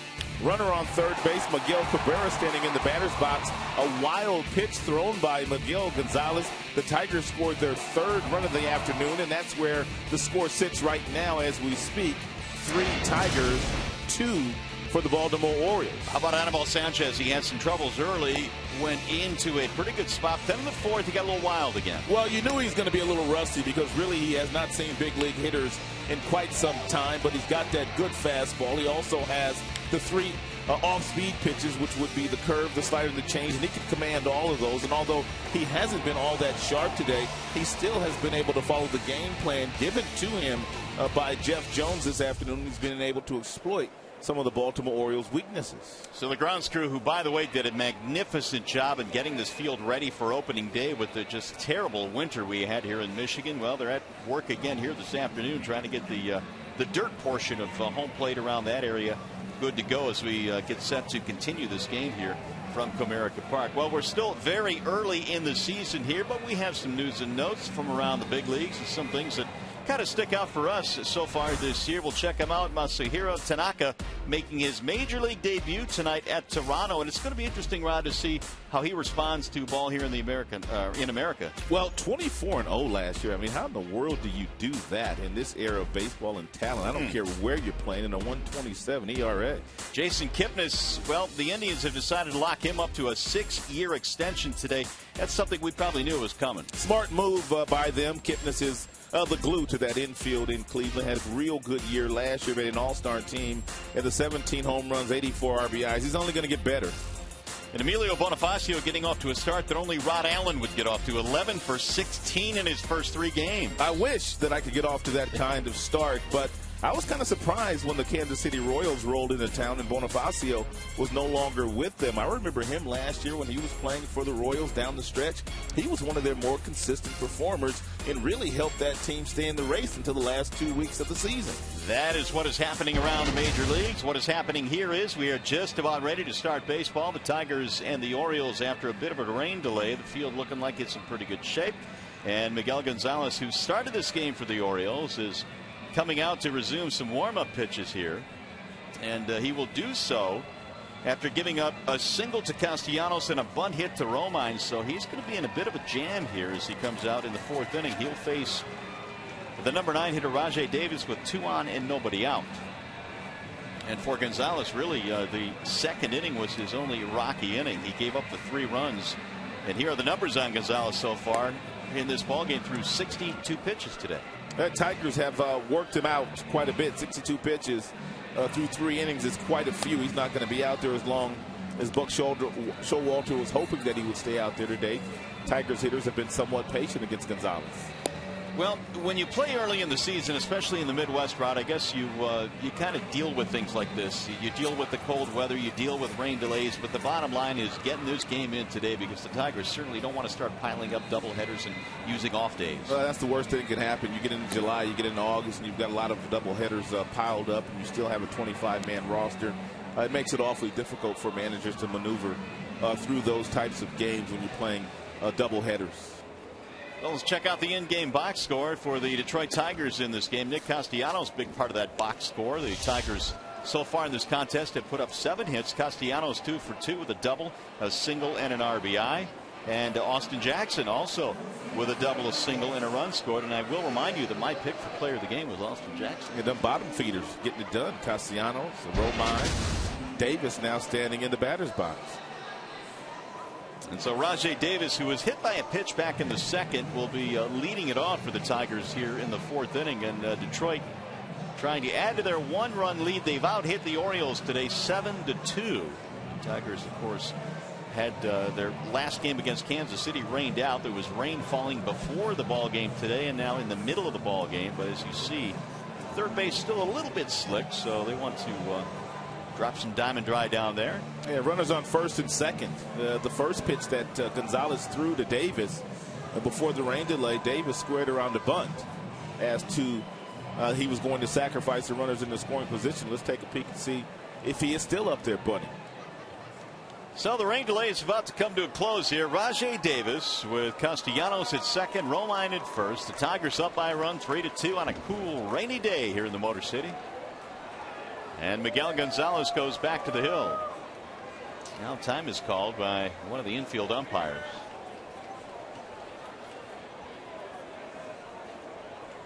Still a little bit of a drizzle falling here at the ballpark, but nothing major. And they'll continue to play through it here. Now we're ready. And a pickoff throw, and it's going to be late at second base. 35-minute rain delay officially.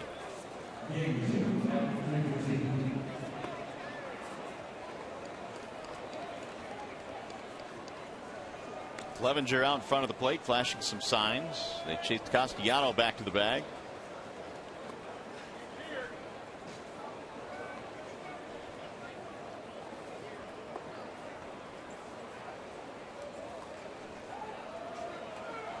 Now the 0-1. Davis does not show bunt, takes it outside. 1 ball, 1 strike. I told you that Drew Smiley had been bumped from his start tomorrow afternoon against the Baltimore Orioles. Therefore, he's available in the bullpen today. Here's the 1-1. Fouled straight back, 1-2 on Rajai. Well, Sanchez 69 total pitches, and right now Smiley heating up in the bullpen. I don't think it's so much the pitches. I think it's more the delay of 45 minutes or so before Sanchez is going to go back out there, which is really not that long. Usually it's an hour for most managers, but he's had some shoulder discomfort and he's making his first start of the year. 1-2 is on the ground toward third, foul.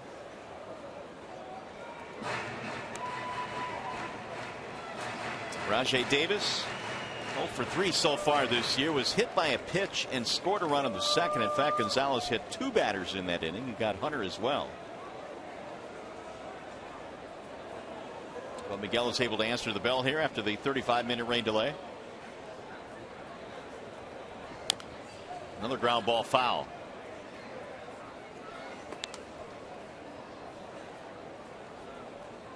One and 2 on Davis.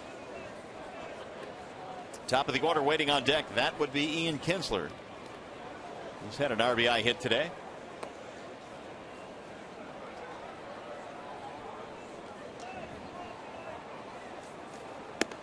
High and away, 2 balls and 2 strikes.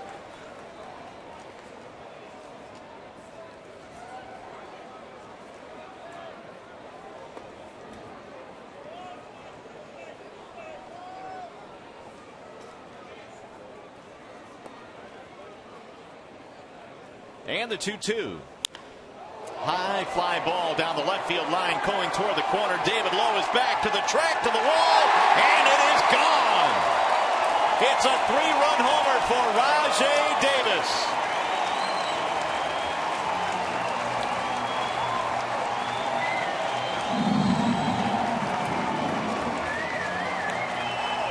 You know, we talk a lot about Rajai Davis and the fact that the reason why the Tigers acquired him was because of his defense and the fact that he could steal a lot of bases. But he has surprising power. He gets a breaking ball that's right over the heart of the plate and got underneath it and got enough of it to golf it into the Tigers bullpen. But Gonzalez has got some pop in his bat. Davis, you mean? Davis, excuse me. Well, Rajai hit 6 homers last year, 8 the year before that. And he has given the Tigers a 6-2 lead. And a strike called on Ian Kinsler. It was the Orioles that led the league in homers last year. Well, the Tigers hit the long ball here in the fourth, a 3-run inning. And missed it outside. 1 ball and 1 strike. And now, to be fair, John Keating did pick Rajai Davis as his player of the game. Did he? Well, he's not here. Oh, that's a good point. He reneged on that one. I think I'll grab him now. All winners must be present. 2 balls, 1 strike on Kinsler. Rajai all smiles right now. Why not? Tigers have their 8th hit. Here's the 2-1 pitch. Kinsler, a big hack. 2-2 the count. Single homer.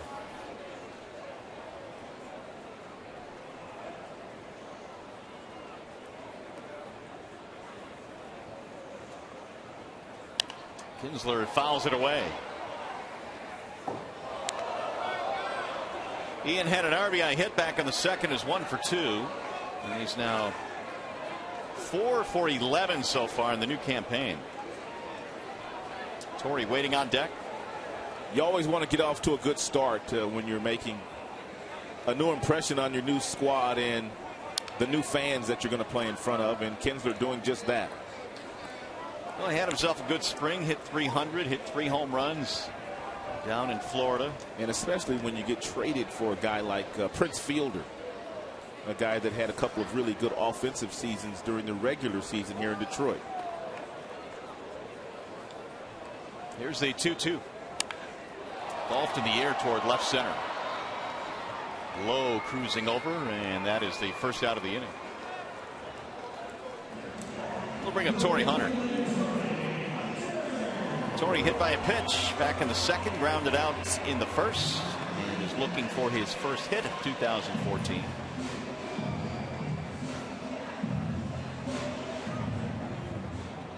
He also had a really good spring, 346.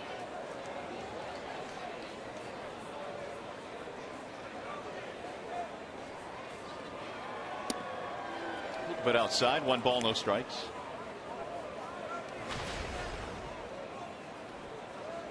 Hunter last year was 17 game-winning RBIs, did a lot of his best hitting in the clutch. That led the American League. And against right-handed pitching, Brad has used him in the 2 spot. Against lefties, he tends to drop him down to the 5 hole.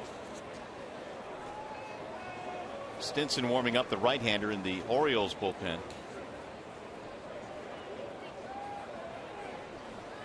One thing Hunter will give you, despite or regardless of where he hits, is a quality at bat.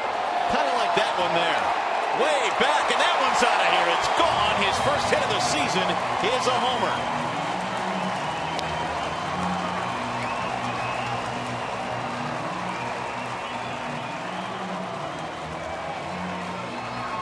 Tigers playing long ball here, up 7-2.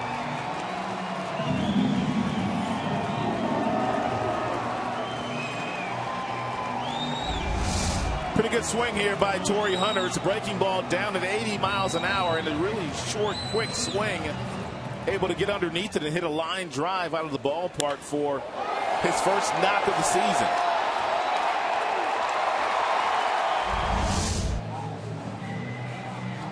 And so that's going to be it for Miguel Gonzalez. They're going to have to go to the bullpen. And so we'll have a wall side windows pitching change here at Comerica. The Tigers up 5-7-2.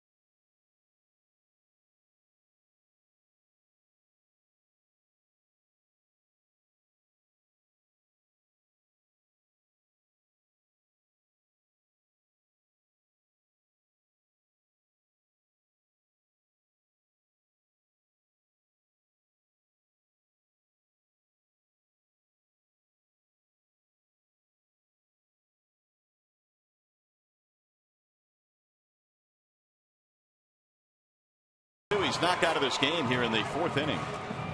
And here are his crooked numbers today. 3 1/3, 9 hits, 7 earned runs. The home run by Hunter knocks him out of the game, and Josh Stinson now will take over for the O's. And Stinson was starting last year. As a matter of fact, he led AAA Norfolk with 23 games started, 11 quality starts last year for Stinson. 3 separate appearances with the Orioles last season for Baltimore. Starts the year on their major league roster this year. And here's Cabrera.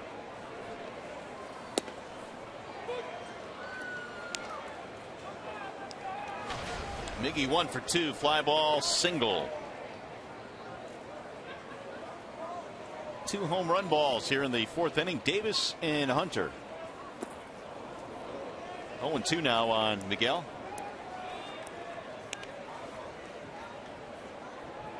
Stinson out of Shreveport, Louisiana. 26 years of age. Big league time with a couple of other teams, including the Mets and Milwaukee.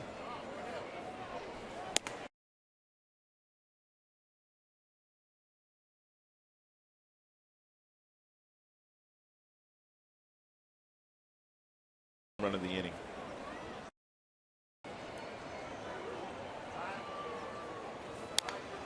Fouled away.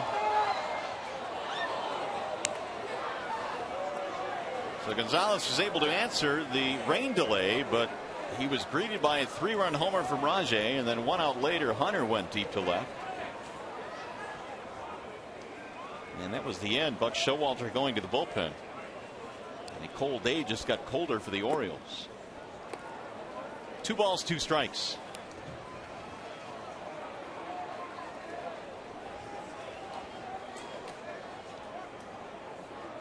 Miguel now just 3 hits shy of 2,000 for his career.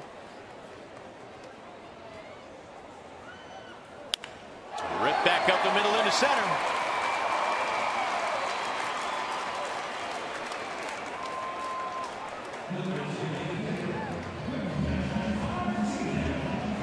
Miguel did get himself another breaking ball last couple of days. The Kansas City Royals threw him a lot of breaking balls. He gets the foot up, gets it down with 2 strikes, not trying to force the issue. Just a real pretty swing for a guy that stands 6 feet 5 inches and weighs about 245, 250. He is 2 for 3 this afternoon. Usually you don't equate pretty swings with a guy that's that massive and swings the bat right-handed. Victor Martinez, fly ball and a pop-up. Big rip there by Victor. That, by the way, is the 10th Tigers hit here this afternoon. They've done all of their scoring in 2 separate innings. 3-run second, 4-run fourth, and Brad Ausmus likes what he sees out of the offense today. And Kansas City Royals came in and threw a couple of really good starters at the Tigers, James Shields and Jason Vargas, which pretty much limited the damage that they did offensively. Here's a bouncer to first. Davis goes to second. One going to have no relay. Ball was bobbled down there.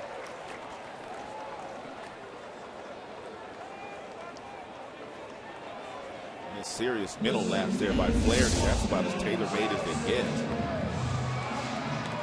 Especially with Martinez running.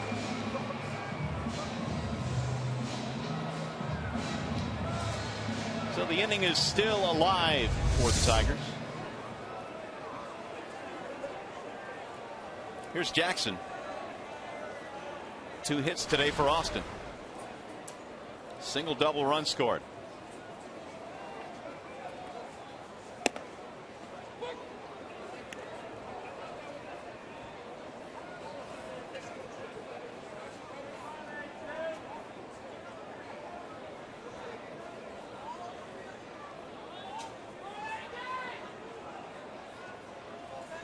Jackson is now 4 for 9 on the season. Austin really just picking up right where he left off in the Grapefruit League down in Florida. Sometimes you see guys have just terrific springs, and all of a sudden once the season starts, it's a new campaign and they don't hit quite as well, but Jackson has just continued to swing it. Austin told me that he bought a new house in the offseason, and he has a room in his house where he put a net up, and he also has a batting tee in that room. and said every single day he just took swing after swing after swing off the batting tee to retool his swing and to get as comfortable as he has displayed here in the first 2 months of the season, counting spring training, that is. Is the batting tee the best tool for young Single hitters? best tool that you can use to really learn a good swing, because you don't need anybody to help you. You can put the balls up there yourself, and you just learn the mechanics of your swing.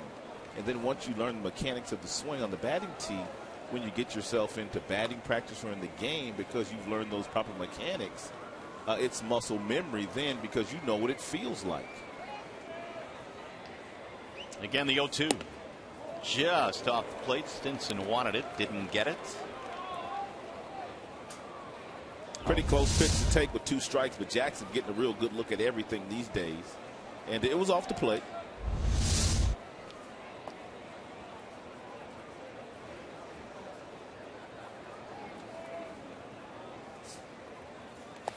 Bouncing in. Martinez going to go down to second, and he is in there.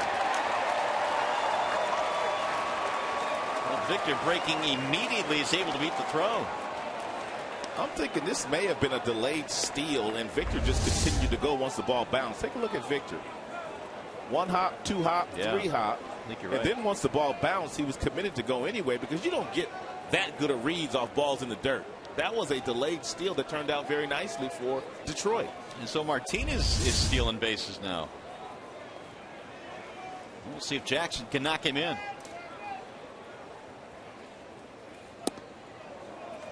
Laid off, and the count fills now 3-2. This is the 8th man to bat in the inning for the Tigers. We had a 35-minute rain delay in the middle of this half inning. And Miguel Gonzalez came out but gave up a homer to Davis, a homer to Torrey, and he's done.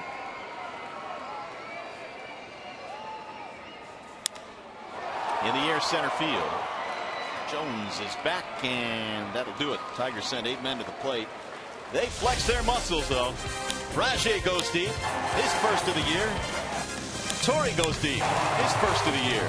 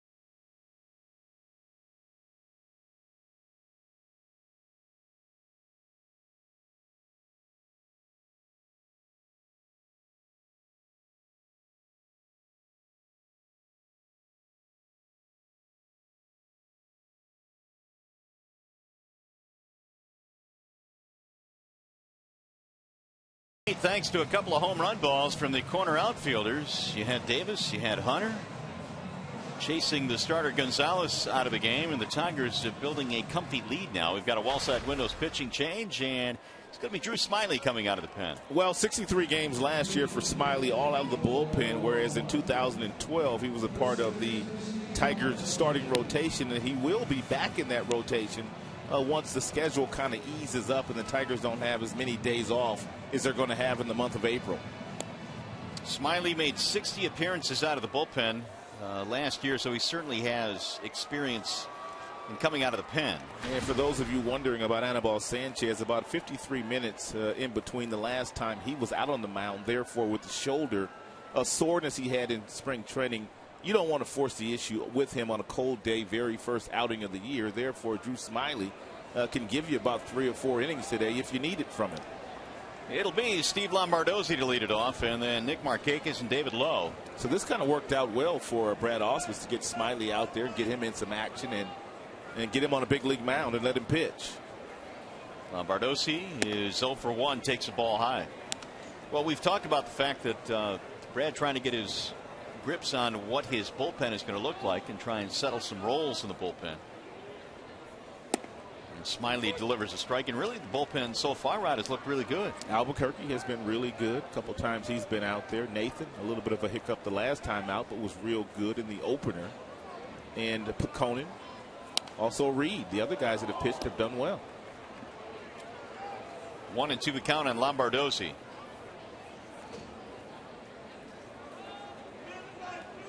Smyly last year had 81 strikeouts in 76 innings out of the Detroit bullpen, was 6-0. Pulled to left. It will hook and go foul. Excuse me, Peconin hasn't been out there yet, but there's no doubt he will get his fair share of innings pitched this year. Evan Reed, I was thinking about, who pitched in the opener.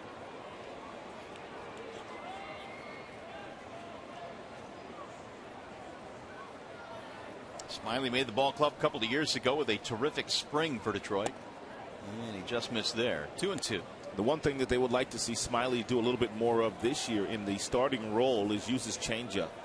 He's got a good fastball, tops out at 94. He'll cut the fastball. He'll sink the fastball. Into shallow right field. Torrey can't play it. He'll have to work it on one hop, and it's a leadoff bloop single for Lombardozzi. Smyly also has that curveball and the changeup.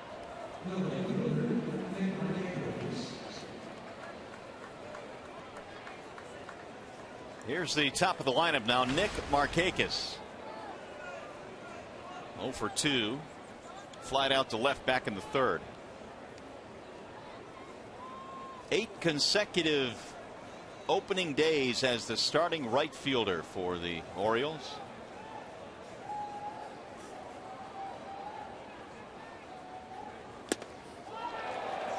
Oh, 1.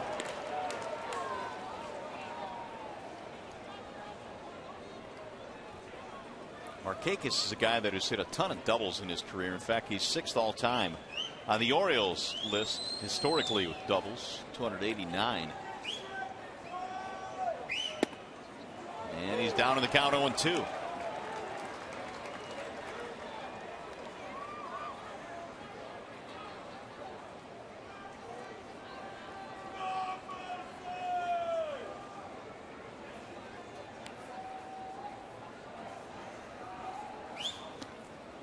Laid off that time. 1 ball, 2 strikes on Markakis. Tigers bullpen coming into action today had given up just 1 earned run in 5 innings. There's David Lowe waiting on deck.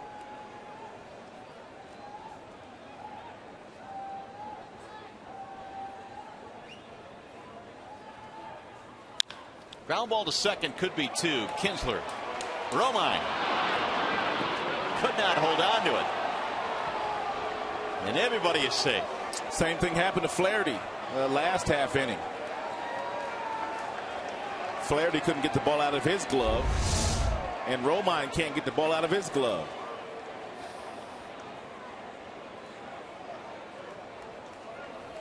Well, now Brad Ausmus coming out to see if that should at least be 1 out at second. Well, it should be 1 out. I mean, that's the transfer if it's nothing else. No doubt. That is at the very least a force. Saw him drop the baseball after that. And they're going to challenge this. I'm willing to bet here that Brad Ausmus is about to be 3 for 3 in challenges. Yeah, he's going to think this is pretty easy. He might get himself a Powerball ticket on the way to the house today. He clearly had the ball in his glove and tagged the bag, dragged his foot across the bag. I don't think this will take long. Catch, hit the bag, and then the drive. Here's an angle we haven't seen.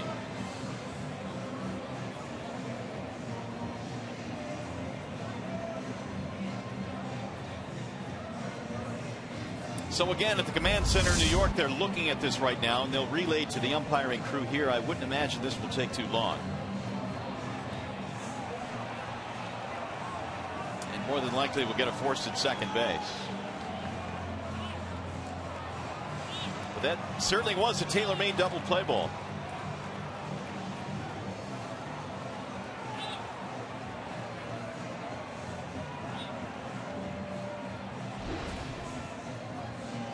Again, the call on the field is safe at second base. But that appears that it will be overturned.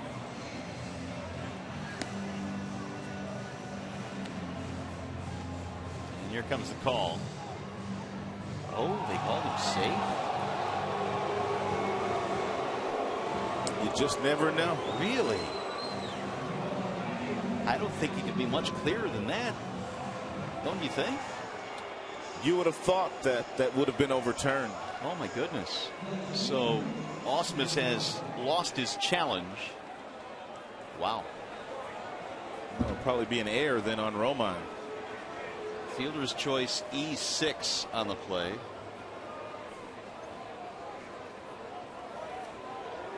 Kinsler does get an assist on that play, but it's fielder's choice E6. So the Orioles now have runners at first and second, nobody out. David Lowe, the batter.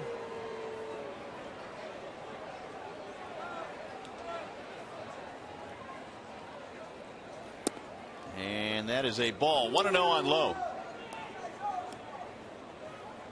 Still trying to figure out what the command center saw there that we didn't.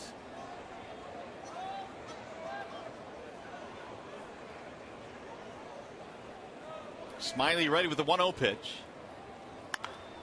And that is popped up. Shallow left. Rajai Davis coming in hard toward foul ground for the out.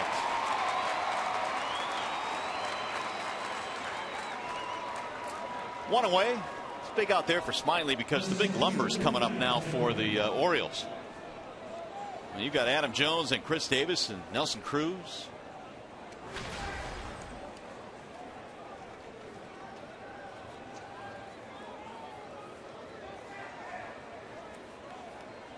Adam Jones struck out his last at bat, a walk in the first.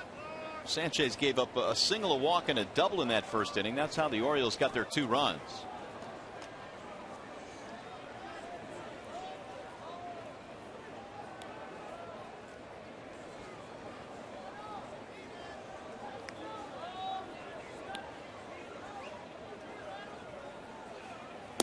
Ball 1 to Jones, who last season was an all-star, a Gold Glover, and won his first Silver Slugger award. What a year for Adam Jones last year. And really had to play in the shadow of the guy in the on-deck circle, Chris Davis, because Davis was having such a monster year with the home runs and the RBIs and the doubles, that Jones's year just kind of simply went unnoticed.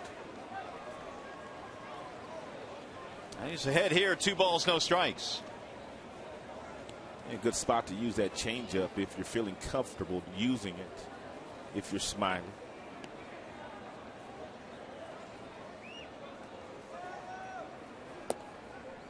Three 3-0. Any particular pitch that's tougher to throw in weather like this, do you think? Probably your breaking ball, probably your curveball.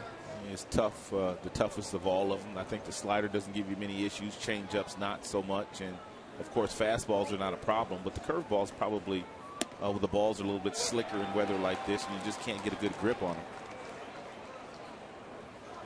3-1.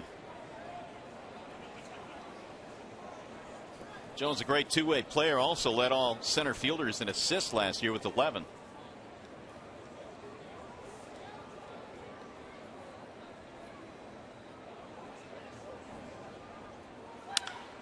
Drilled to right field, hit well. Hunter going back to the track. He's in front of the wall to make the catch.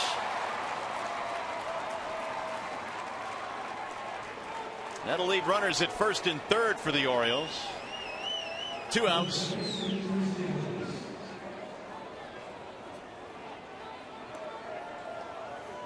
And now one big bat to get through here. Chris Davis will stand in. Been on base twice in this game. 2-run double in the first, responsible for the 2 Orioles runs here today. Tigers have badly out hit Baltimore 10-3 in this contest this afternoon.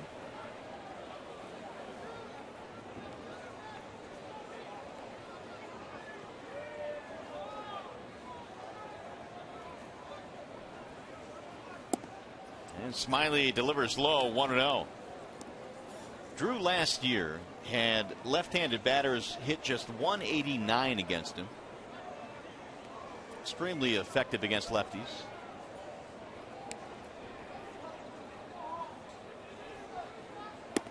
Davis in his career has seen Drew twice, and Smiley has struck him out twice. But it's been remarkable on how he's really taken that next step after he came over from Texas. Well, Buck Showalter was his manager in Texas, and he's always been fond of Davis. So when they had a chance to acquire him, he jumped at that opportunity knowing that Davis had the kind of potential in his bat to do some of the damage that he did last year. Well, I mean, you looked at the home run numbers, and they were decent. They were in the 20s when he was with Texas. They jumped to the 50s last year, and you might think, well, Camden Yards has something to do with that. But he had 25 home runs on the road last year. There's a big swing, 2-2. Smiley 1 pitch away now from getting out of this 5th.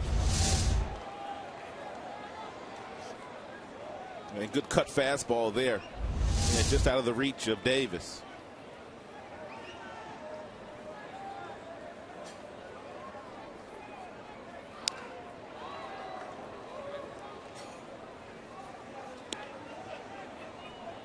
Only 3 hits today for the Orioles. Single by Lowe, double by Davis, single by Lombardozzi. Sanchez started, went 4, did not return after the rain delay.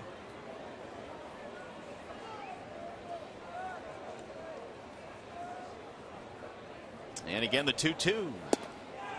Off the plate, 3-2 on Chris Davis. With Nelson Cruz waiting on deck.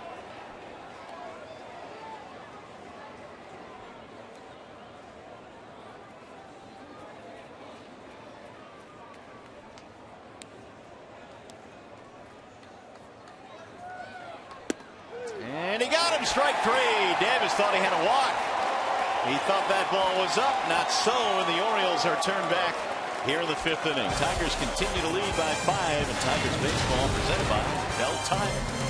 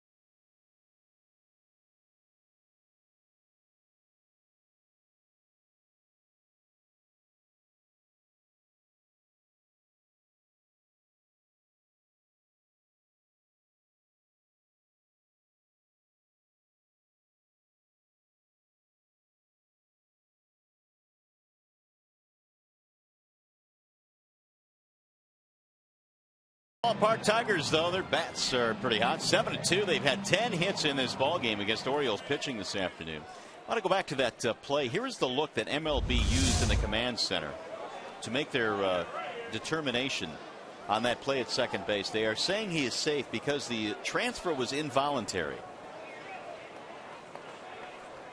but to me it looked like the ball was in the glove. The foot hit the bag, so wouldn't that be an out?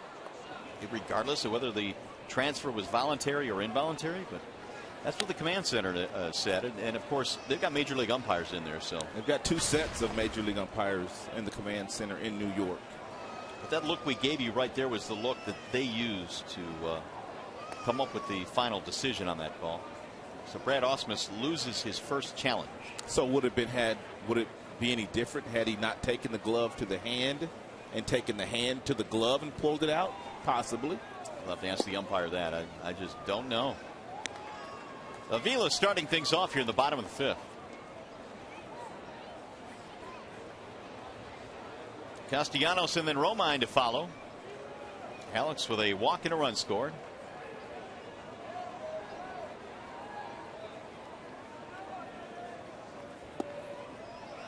Stinson missing outside. There's a Max Scherzer fan. That's a pretty good seat right there. You know, the kids just don't seem to be bothered by the chilly weather. Not at all. Like the adults are.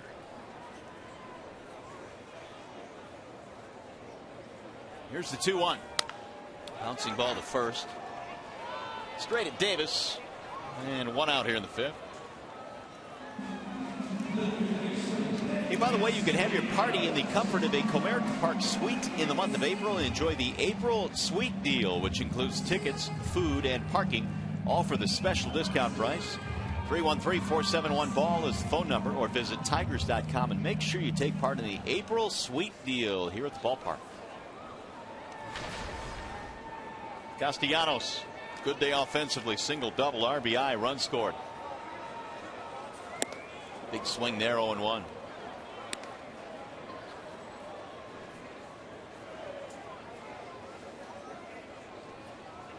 Nick now has 4 hits in 9 at bats so far this year for Detroit.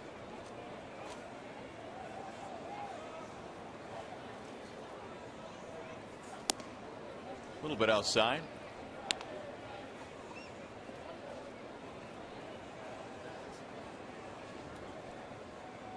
One ball, 1 strike.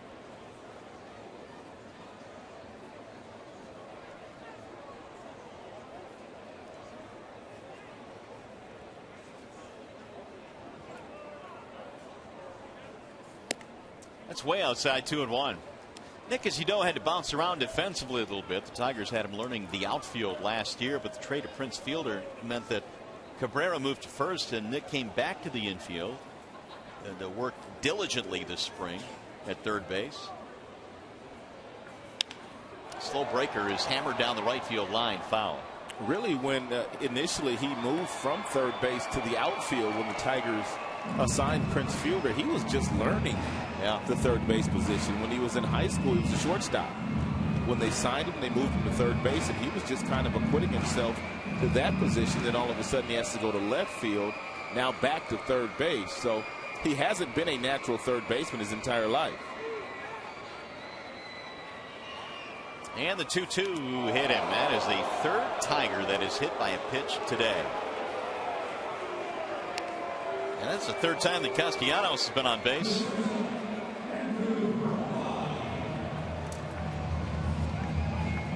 One on, 1 out. And nowhere for Nick to go on that fastball thrown by Stinson.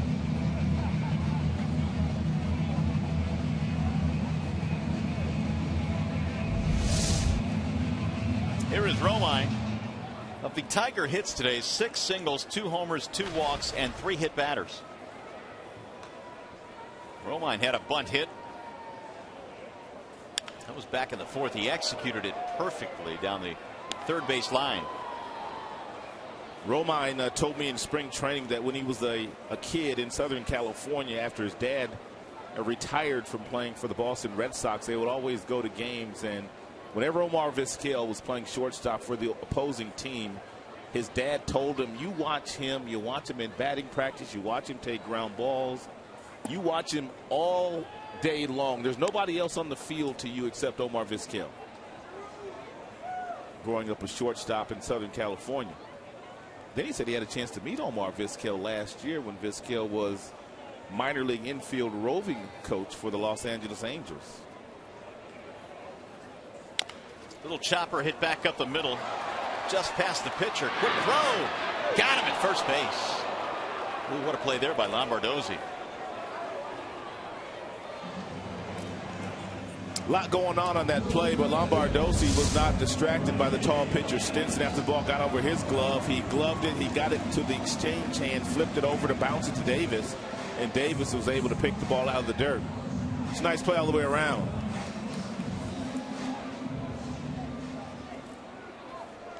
Second out of the inning. Here's Rajai Davis, who's had a nice day, hit by a pitch and a 3-run homer. 2 runs scored for Davis. Fouled away. Now we get back into the seats. Well, the Tigers in the first 2 games of the series won a couple of 1-run games, tight ball games against the Royals, and obviously in back-to-back walk-off fashion. But today the bats erupting for 7 runs on 10 hits. Good to see the Tigers win some close run games, because last year that's where they struggled as a team, winning those close games. And based upon the makeup of this year's squad, Rod, you would expect they'll win a few more of those. Well, that's the way they're going to have to play. I mean, you don't have a Peralta, you don't have a Fielder, you don't have an Infante. You've lost quite a bit of your pop as far as offense is concerned, but they have some bat handlers with some speed. Ground ball to second. That'll be a routine play there for Lombardozzi. And that'll end the inning. Let us go to the 6th. 7-2 Detroit.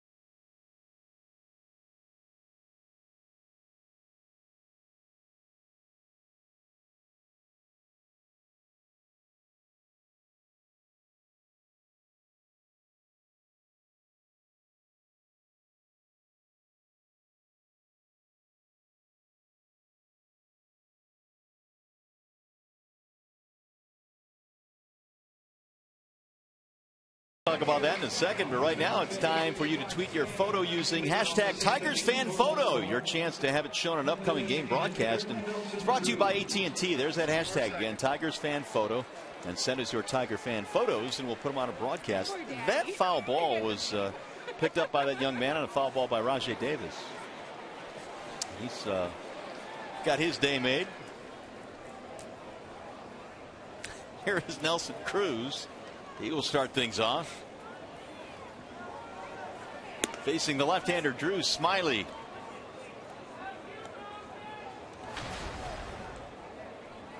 It'll be Cruz, Clevenger, and Scope facing the lefty Smyly. And it's fouled back out of play. 1 ball and 1 strike.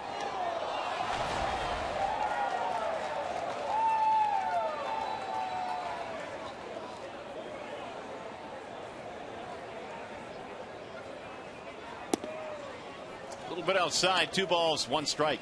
Are you surprised it took as long as it did to sign Cruz? Yes, I am. I think you said this, a few innings ago, 5 straight years, 20 or more home runs out of the bat of Cruz. But yet, when he hit the free agent market this offseason, there were no takers. 3-1, he's ahead in the count here. And I guess you could say some of that probably played into the fact that, he had the suspension last year for the PEDs, but there were a lot of guys that got suspended for PEDs, but it didn't hurt him in the pocketbook. No, not at all. And Johnny Peralta is at the top of that list. The former Tiger signed by the Cardinals. 3-2. Nelson Cruz.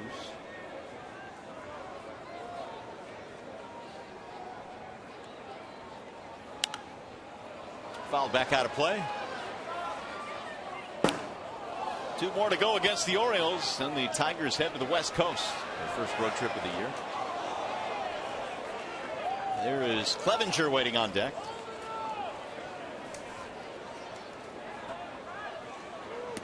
He walked in. Leadoff man is on. While we have a moment, back to the studio we go. We check in with Mickey York.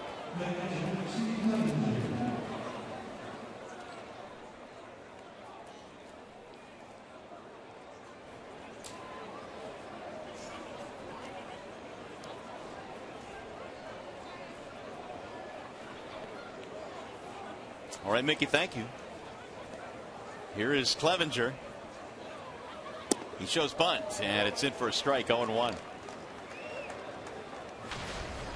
7 runs, 10 hits, Detroit. 2 runs on 3 hits, Baltimore. Each side is stranded 5 in this game. Clevenger is hitless, 0 for 2. Smiley misses outside. 1 ball, 1 strike.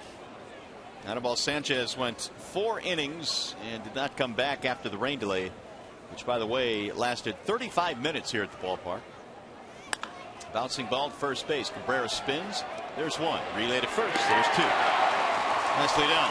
That is something that Cabrera, before he went over to third base the last couple of years, had gotten really good at first base. And that's once he feels the ball and he gets the ball in his glove, he makes sure that he makes a really good throw to the shortstop. Then he gets back to the bag, and he's able to get back there. It's a nice job by Miggy. And more importantly, no involuntary transfer by Romine. A clean play at second base. So with 2 outs, there's a strike called on Jonathan Schoop.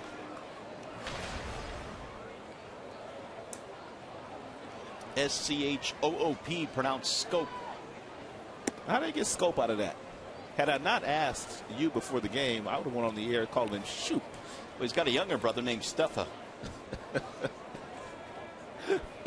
Boy, you're on one early this year. Full of jokes. Full of jokes. 1-2 on Schoop. Yeah, it looks like Shoop. But, you know, we do our homework here. We ask some folks we want to get names right, that's for sure. Swing and a miss. So Smiley gets a double play, then a strikeout. And the Tigers have the top of the order coming up when we get to the bottom of the 6th.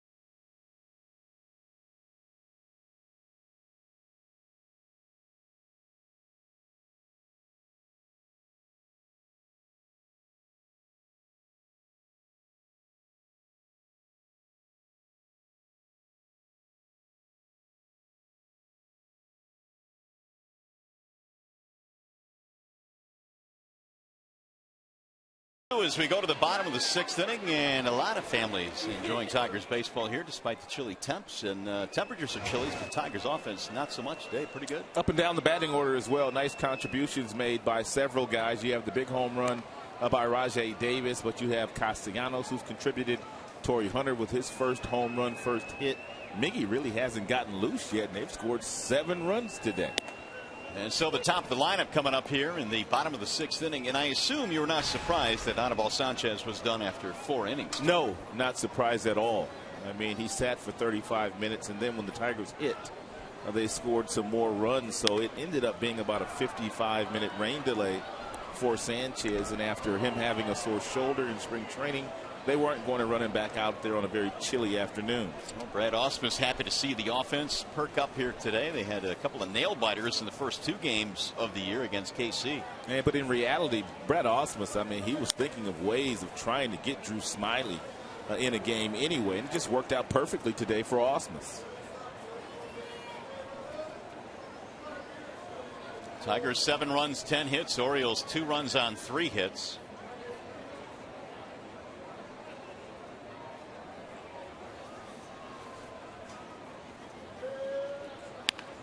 Soft line drive to left. Another knock for Ian Kinsler.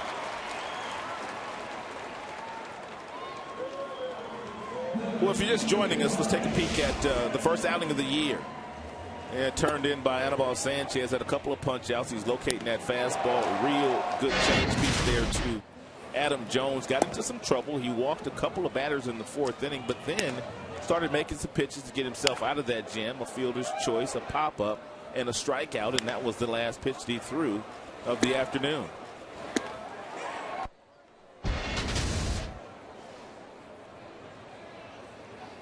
Torrey linesman to right field. That is sinking. Base hit. That's a thing of beauty there. So Hunter, who came in without a hit in the first 2 games of the season, now has 2 today. Torrey hit this one off the end of the bat. But we watched him so many times last year get a lot of hits in the right field.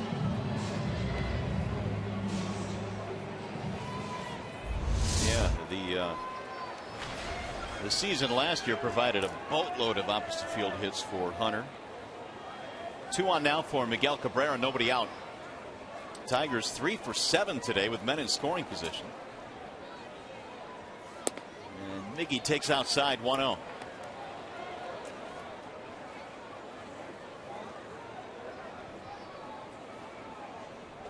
Two singles today for Cabrera, 2 for 3.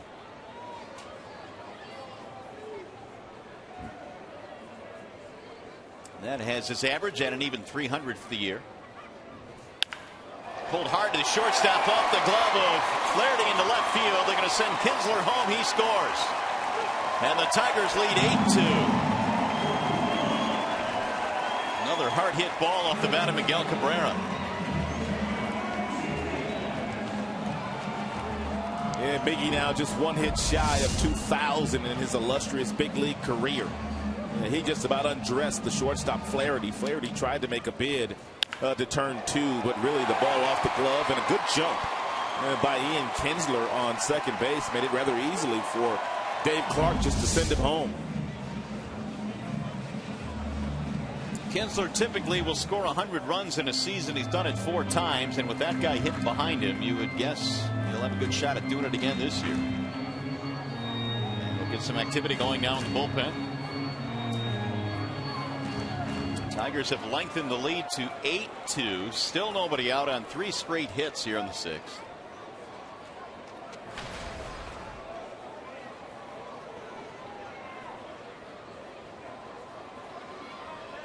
And here's Victor Martinez. Victor's 0 for 3 today. Slow roller towards second base. Lombardozzi to second 1, and the relay is a double play for 6-3.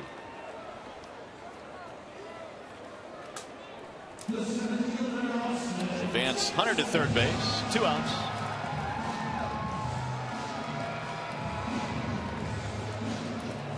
The right-hander Webb beginning to heat up now for the Orioles.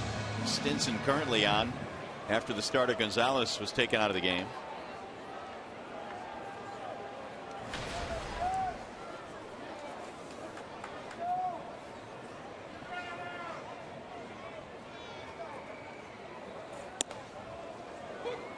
Strike one on Jackson.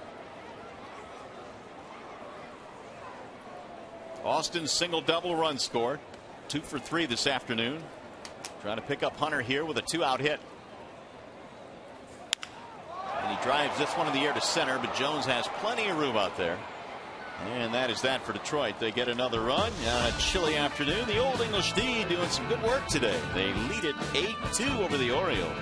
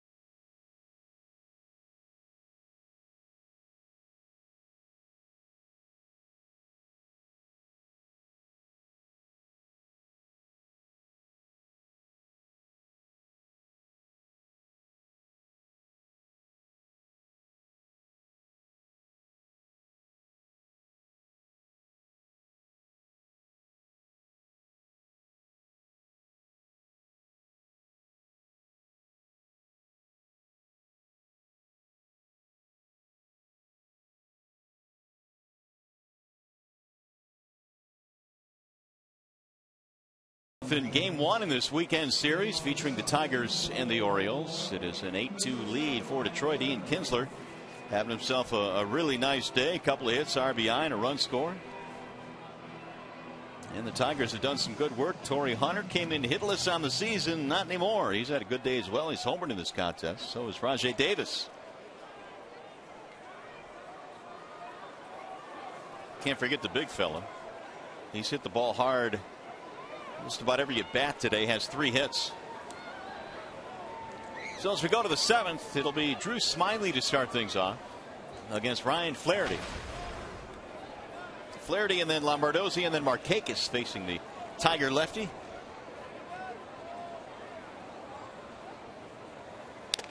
It's really, Rod, what made Smyly so valuable last year, the fact that he could give you 3 or 4 innings out of the pen if you needed it, which he did a lot of early in the season. Then late in the season was coming on to get maybe a key out or 2 and pitch an inning late. I thought Jim Leyland did a masterful job at how he used Smyly last year.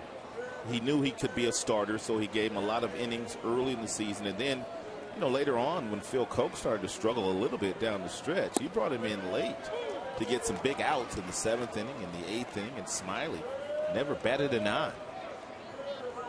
Extremely poised young man ever since he got to the big leagues a couple of years ago. Started 2 years ago, pitched out of the bullpen last year.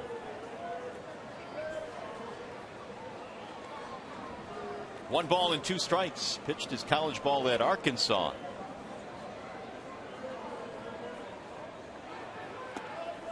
Two and 2 now on Flaherty. Flaherty is 0 for 2, which makes him 0 for 13 to start the new campaign. Lombardozzi waiting on deck.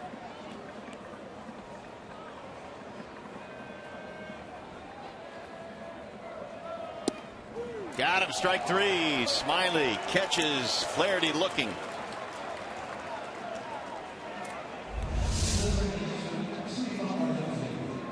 Flaherty must have been looking for something off the plate outside, but with 2 strikes.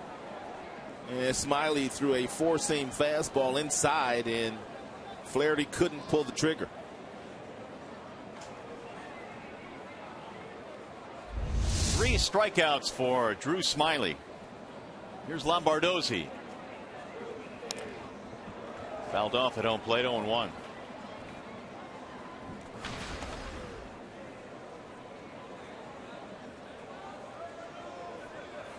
Talked about Romine hanging out in big league ball clubs as a youngster. His dad Kevin played for the Red Sox. Steve's dad also played in the major leagues with Minnesota and Houston.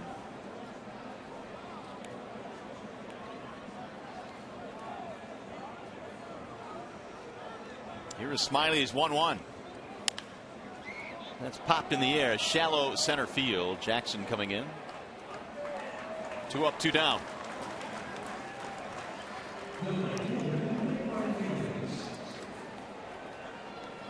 It's going to bring up Markakis, the top of the order.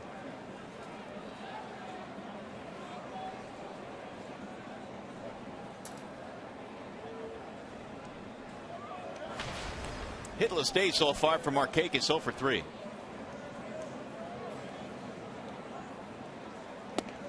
Strike one.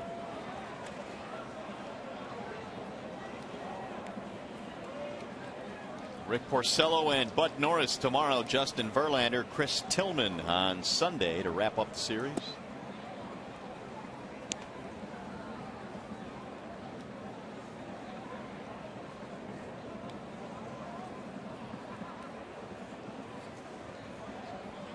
Here's the 1-1 pitch.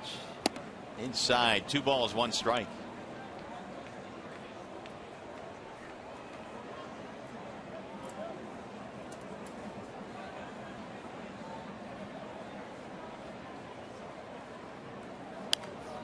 Markakis last year was a Gold Glove finalist.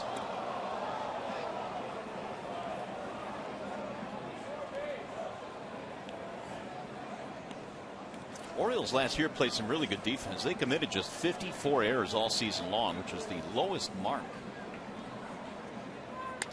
There's a chopper hit to the shortstop, ranging right. Romine plants, throws, picks by Miggy, and a 1-2-3 7th inning. Coming up, the 7th inning stretch, brought to you by LaFontaine Automotive Group.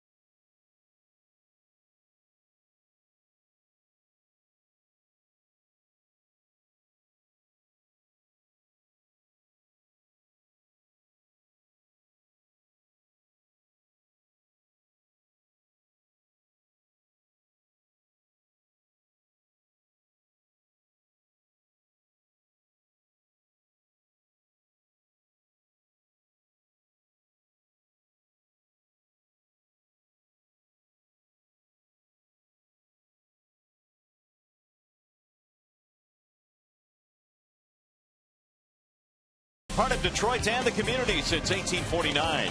Your Metro Detroit Chevy dealers. Visit ChevyDetroit.com. See why Chevy drives the Motor City. And by Wallside Windows, the official window company of Fox Sports Detroit. Live look downtown, just outside of Comerica Park. 8-2 in favor of the Detroiters today. 13-3. They've out-hit them. A good day with the Tiger Bats here this afternoon, and they will face a new pitcher now for the Orioles. That would be Ryan Webb. Yeah, Ryan Webb's got pretty good stuff. He's got a fastball about 94, 95 with some real nice arm sink on his throwing arm. That would be down and into the right-handers and down and away from the left-handers. Also a nice breaking ball, but he's got a nice fastball. Well, the Marlins the last 2 years leaned on him heavily, made a lot of appearances out of their bullpen, better than 60 appearances each of the last 2 years. He will face Alex Avila, Nick Castellanos, and Andrew Romine in the 7th. First pitch swinging, ground ball to first base. Davis will handle this one. 1 pitch, 1 out. More action in the Detroit bullpen now. That would be left-hander Ian Kroll. Brad Ausmus continues to get everybody some early action here. Well, you don't want to get into the regular season too long before you've given guys their first at bat, or you brought most of your relievers out of the bullpen to get their feet wet. Ausmus was talking about that before the game today, and how tricky it can be sometimes early in the year, especially when you have like off days and a rain out like we had yesterday, because the regulars don't need the day off yet. You've got to get some of the bench players in. There's Castellanos. Nick's had a nice day. Single, double, hit by a pitch.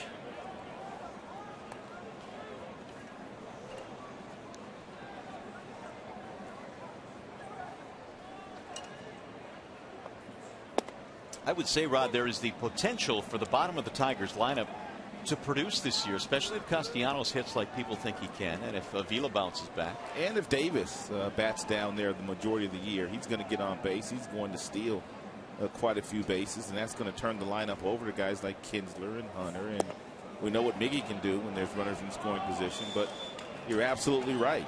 The bottom third has a chance to be pretty good. Gonzalez already has had a couple of big hits for the Tigers in that Royals series, including one of the walk-off winners. Here's the 2-1 pitch. 2-2 on Castellanos.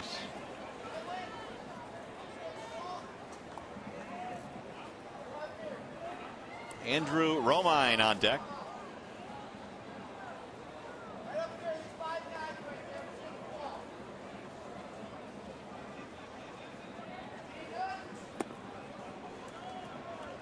Three and two.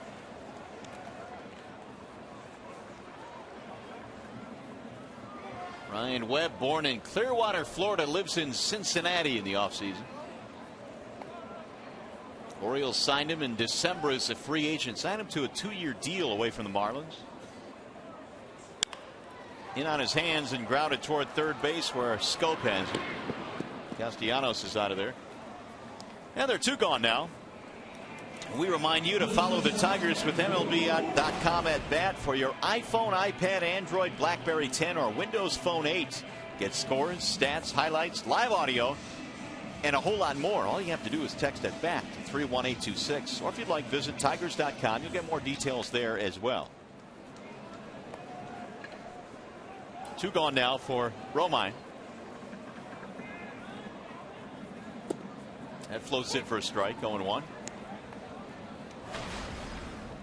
Romine had a bunt single, and he eventually scored a run in the 4th inning for the Tigers. He scored 4 times in that frame.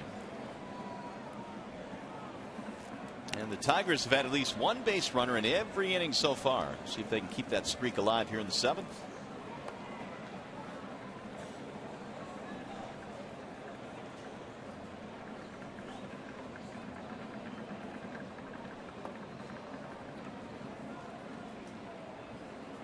Here's the 0-2. Off the plate inside, 1-2.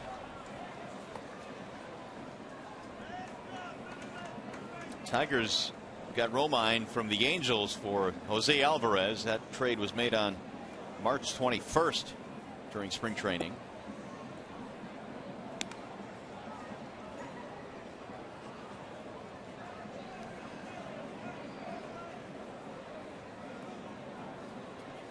Rajai Davis on deck. 2-2 on Andrew Romine.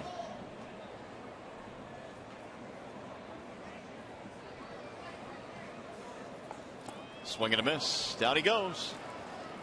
And the Tigers go 1-2-3, which means we are headed to the 8th.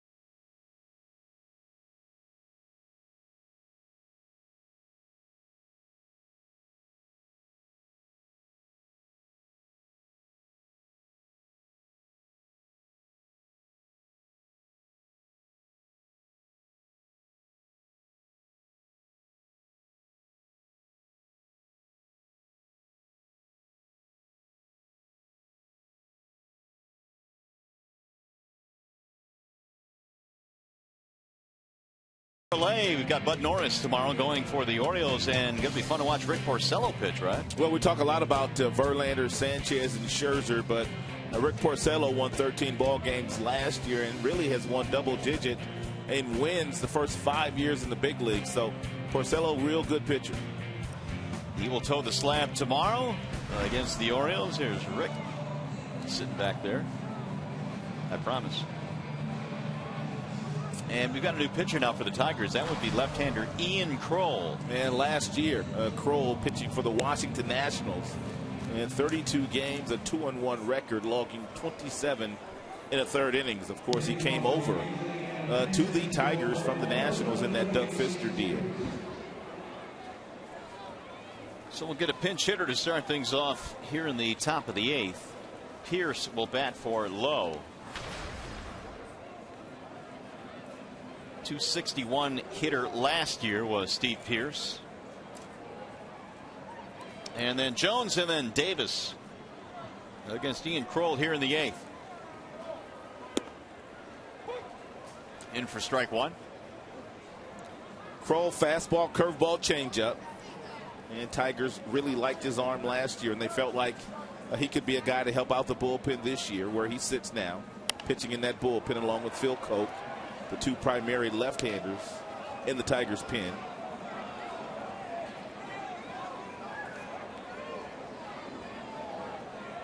Ian had two different stints with the Nationals last year. Did not allow a run in his first 10 2/3 innings in the big leagues last season. 0-2 on Pierce.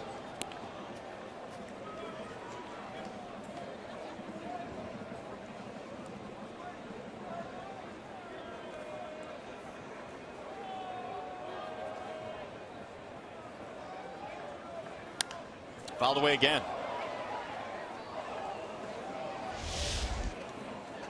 Well, here was that deal that brought Ian Kroll over along with Robbie Ray. Doug Fister was dealt to Washington. He's on the DL right now. Yeah, he's had a tough spring injury-wise.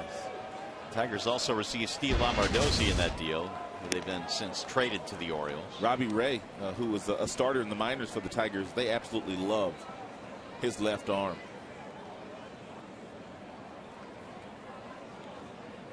Lefty is very valuable out of the bullpen, especially late. Tigers, as Rod mentioned, have Coke and Kroll.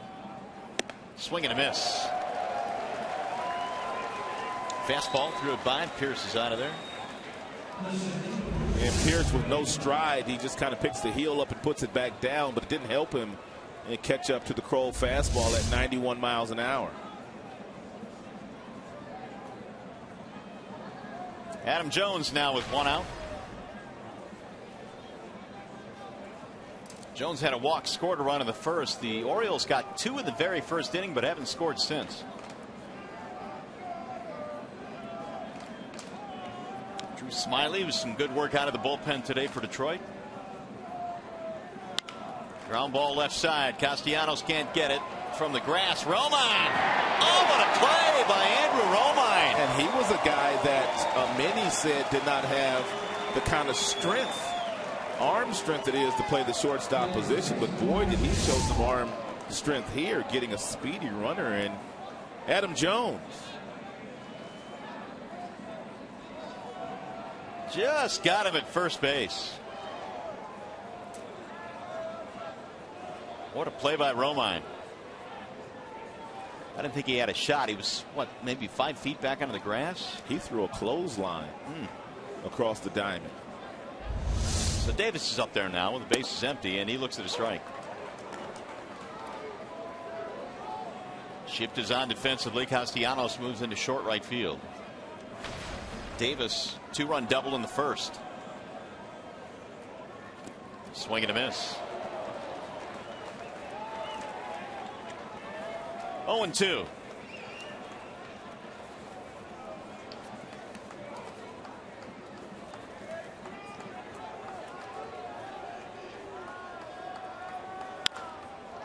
Hammer to the air to left. Rajai Davis backs up right in front of the warning track. 1-2-3 inning for Ian Kroll.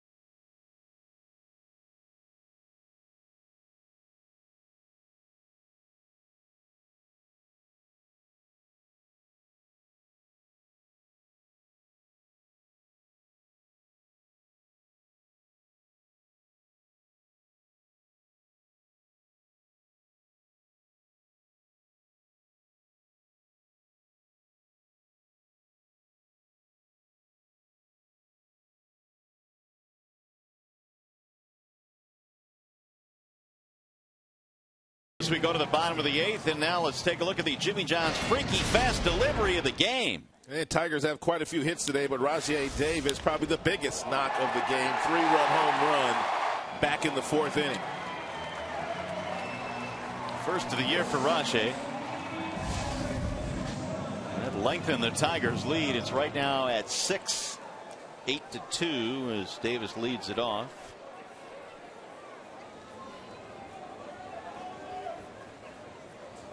And he takes a strike. Got a new left fielder now. Pierce will stay in the game. He replaced Lowe as a pinch hitter. Steve Pierce out in the left. Davis sends a ground ball to second. That'll be a routine play there for Lombardozzi. 1 out. Here's our Comerica Bank game summary, and we want to concentrate on the top of the order. And Rod, they've done some really good work today. And 2 for 4 for Kinsler. A couple of knocks by Torrey Hunter, including a solo home run, and Miggy now 1 hit shy of 2,000 in his illustrious big league career.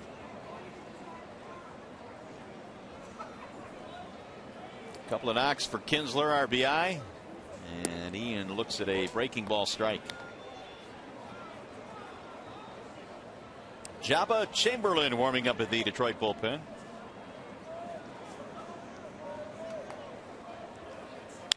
Bouncing ball to short. A couple of steps to his left, Flaherty. 2 ground ball outs. That's 5 in a row retired by Ryan Webb coming out of their bullpen. There's Torrey Hunter. Torrey Hunter was commenting on the fact that when the season began, Miguel Cabrera just needed a few hits to get to 2,000. You may remember Torrey Hunter got his 2,000th hit last year at age 38, and he said Miggy's going to do it at age 30. Took me 8 more years to do it. Which really kind of puts it in perspective. Torrey's been a good big league hitter for a long, long time. He just added to his total there with a 2-out single. But you are absolutely right. The fact that Miguel Cabrera hasn't turned 31 years old yet and is 1 hit shy of 2,000 is remarkable. They get it in this at bat. Hey, this Sunday the Tigers take on the Orioles at 1:08. It's Kids Opening Day. All kids 14 and under receive a Miguel Cabrera back-to-back MVP poster. Call 866-66-TIGER or online at tigers.com for more info. And the fact that Miggy really hasn't had to use his legs to get many of the 999 hits is just kind of speaks volumes. Swing and a drive way back into left field. Track wall. There's number 2,000. He's amazing.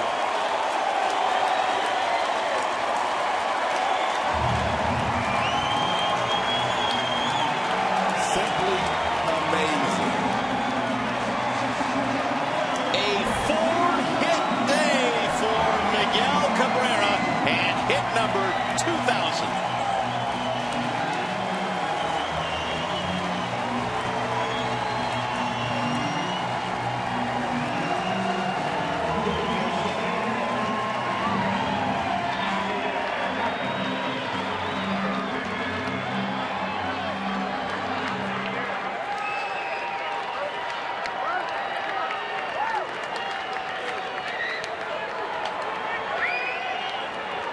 As you like to say, he's a beast. Cold-blooded. That thing was a rocket. Out to left field, and he puts an exclamation point on his 2,000th hit.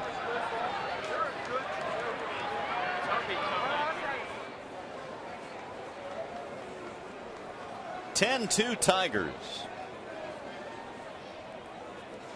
Victor Martinez takes lone away.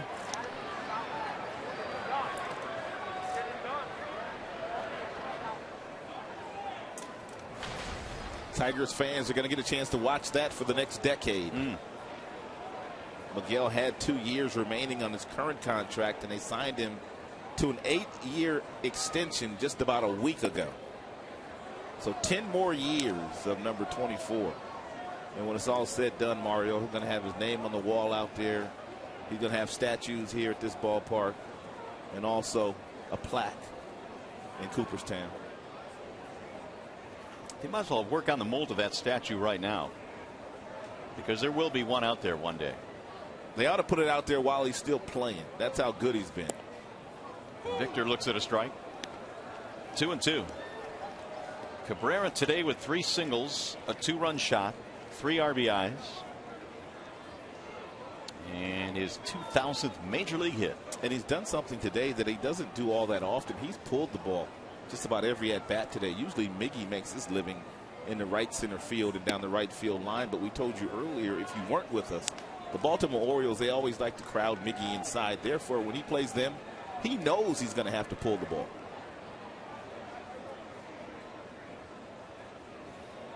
Jim Presley was Miggy's hitting coach in Florida. He's the hitting coach for the Baltimore Orioles, so he knows what Miggy's strengths are. There's a line drive to left, and Martinez joins the party. Here's that home run swing off the bat of Miguel Cabrera, his first homer of the year and his 2,000th hit in his big league career.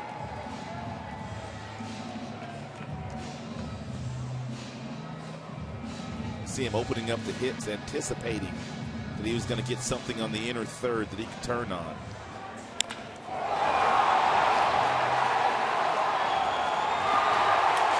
Absolute missile out there to left.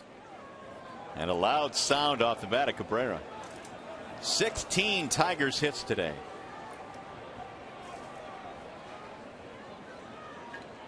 Here's Jackson.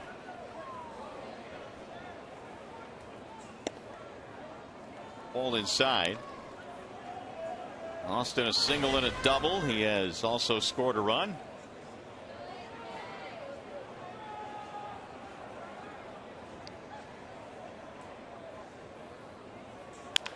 Ground ball left side through. Base hit. That'll move Martinez to second base, and that is 4 consecutive hits now for the Tigers after the first 2 were retired.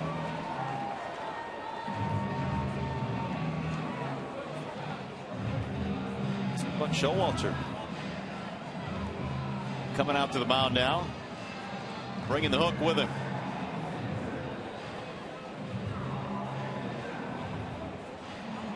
So Showalter will take the baseball.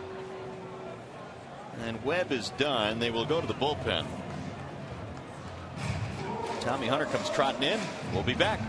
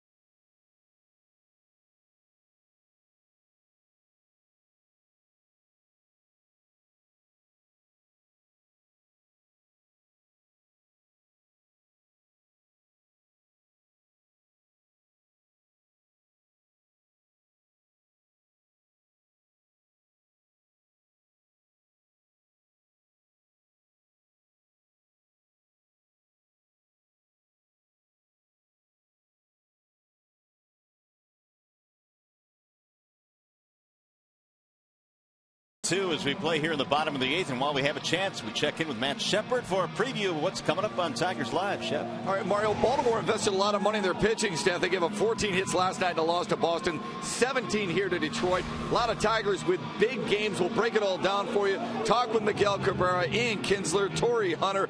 Okay, I could keep going on. Everybody's doing a great job back upstairs to you, including you and Rod are always doing a great job. You've got an easy job here after this one tonight, Shep. Better believe it. All right, thanks, buddy. We look forward to that. Tigers Live postgame coming up, and back to the bullpen go the Orioles. It'll be Tommy Hunter. And Tommy Hunter is the new closer for the Baltimore Orioles this season. Obviously, this is not a situation where they will usually use Hunter, but apparently he needs a little work here today. Power fastball, 97, 98 miles an hour. Really just tries to overpower you. So he'll face Avila here with runners at first and second. And the Tigers leading by 8, 10-2. Fouled straight back 0-1.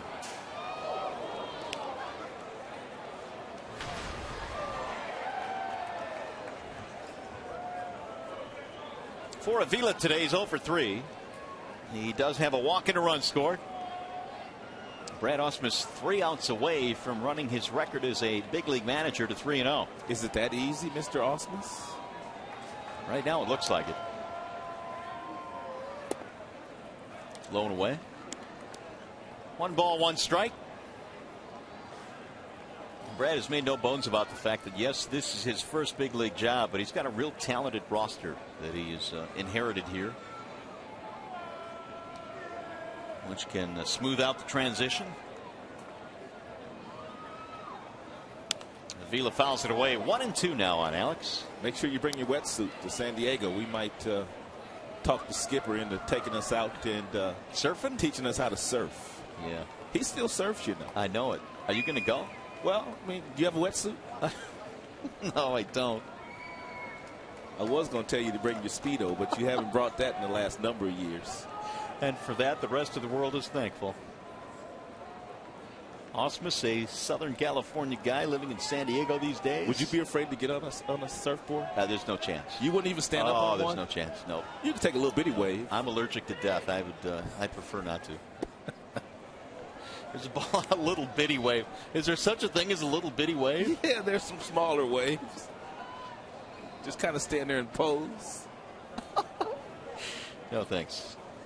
2-2 on Avila.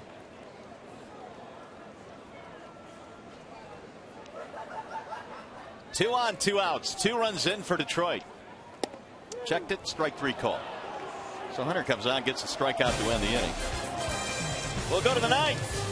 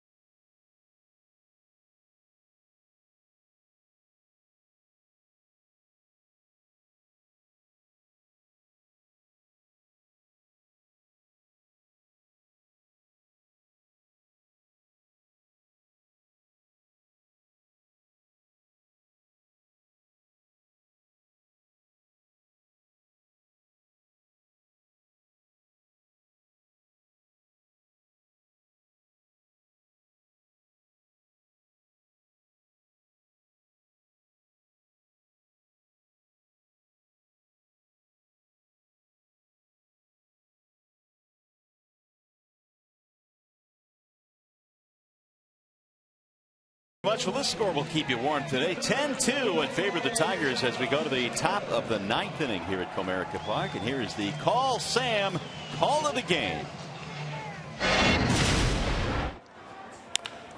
Swing and a drive. Way back into left field. Track wall. There's number 2000. He's amazing.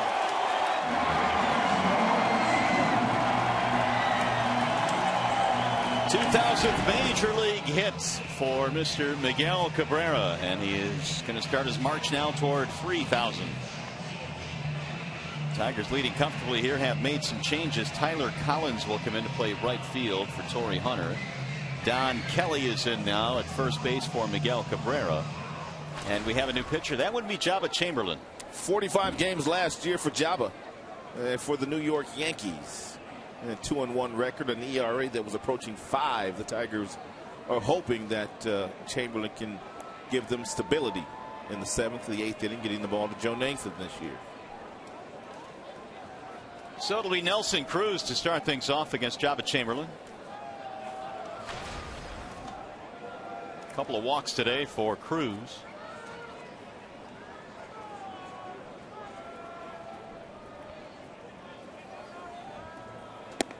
And Jabba throws a strike.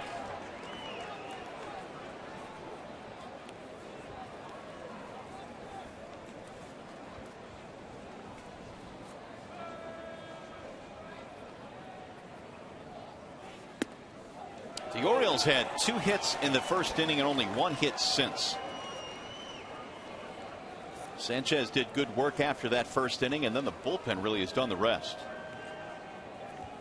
Chamberlain getting an inning's worth of work here, signed by the Tigers as a free agent in December.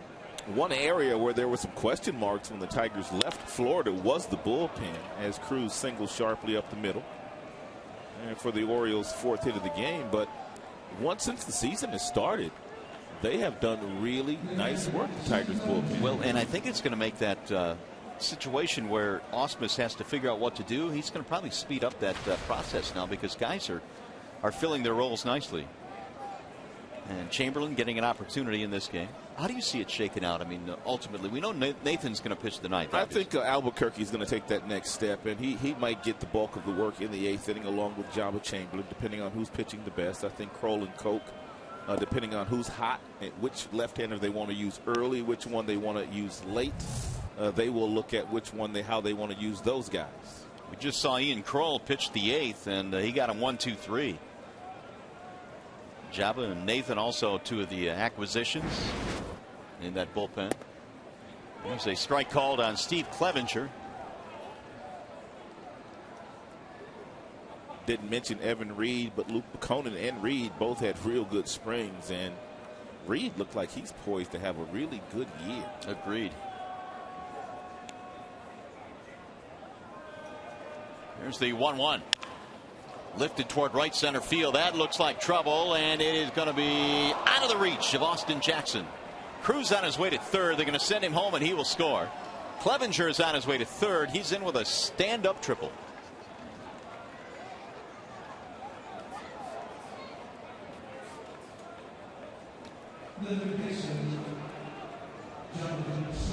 Jabba Chamberlain, even though he pitches out of the bullpen, he has 4 pitches because he's a former starter.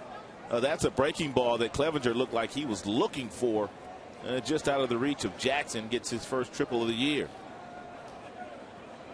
Is that another one of those balls where if he dives, he may have come up with it? You know, I was talking to Austin a couple of days ago about diving, and it's just something that he's never really done a lot of in the minor leagues. He clearly hasn't done a lot of it here in the big leagues.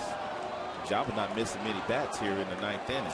That he is not. RBI single for Scope. And Jackson just feels like if he doesn't get there running with his natural speed and getting jumps, which he relies on, more than likely he's not going to catch it. So he's not going to be leaving his feet, of course, much as a center fielder. The other thing here was the score was 10-2 at that point. Now it's 10-4. And so here is Flaherty.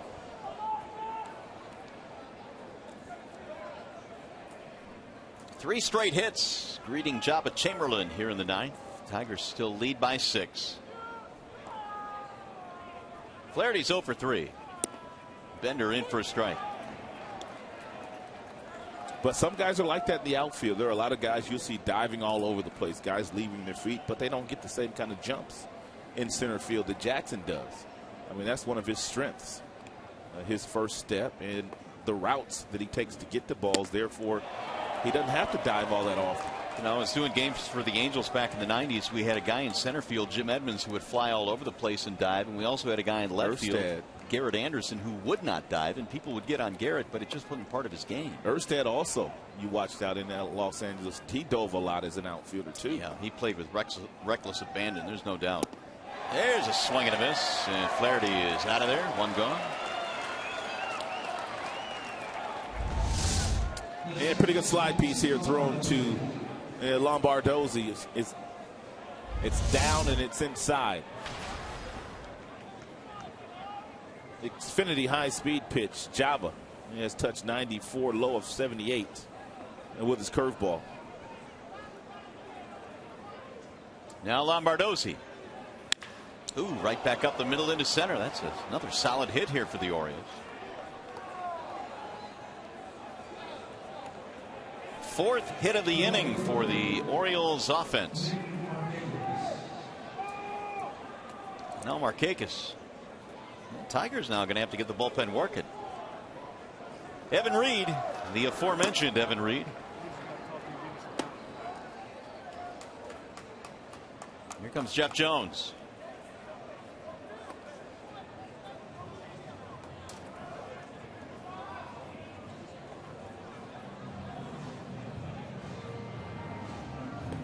Smiley came on to pitch in the 5th inning and then handed the ball over to Ian Kroll in the 8th. 3 scoreless for Drew. Kroll a scoreless 8th inning, and Chamberlain now here in the 9th for Detroit.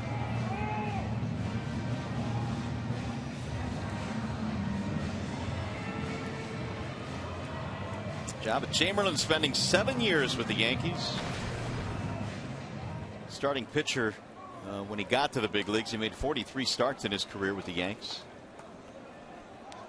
He's had Tommy John surgery.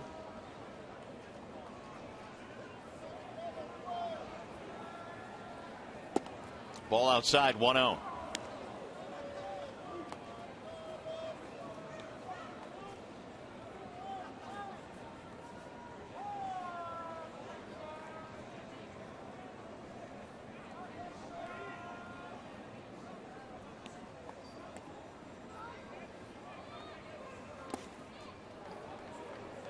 Two 2-0 now on Nick Markakis. Well, you don't want this thing to get too much farther because they've got that solid middle of the lineup that is lurking. Jones, Davis, Cruz, they're 3, 4, and 5.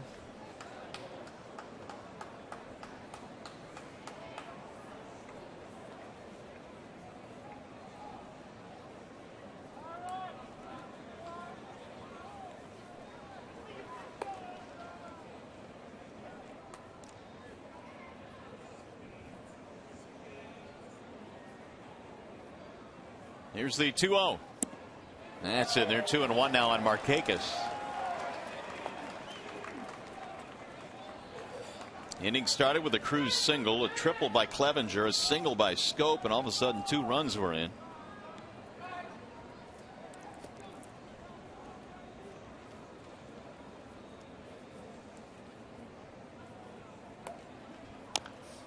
Rolled foul, 2 balls, 2 strikes.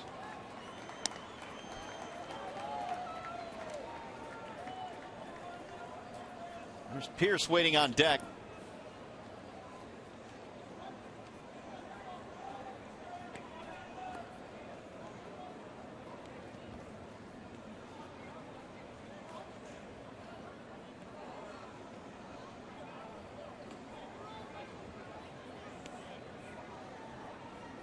And the 2-2. Off the plate, 3 balls, 2 strikes.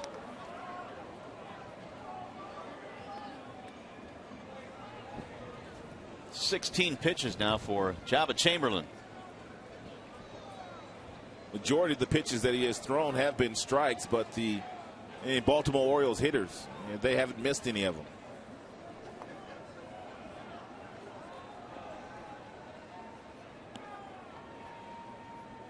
And the 3-2. That's in the air. Shallow left field. Romine going back to the grass.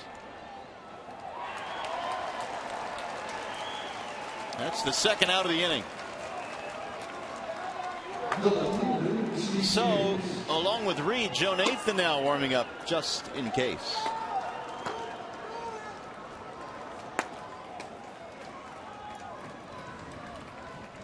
Final chance now is Pierce for the Orioles.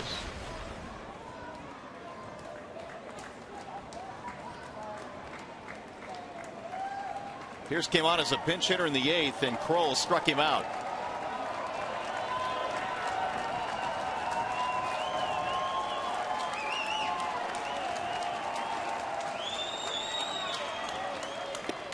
In there for a strike on 1, breaking ball.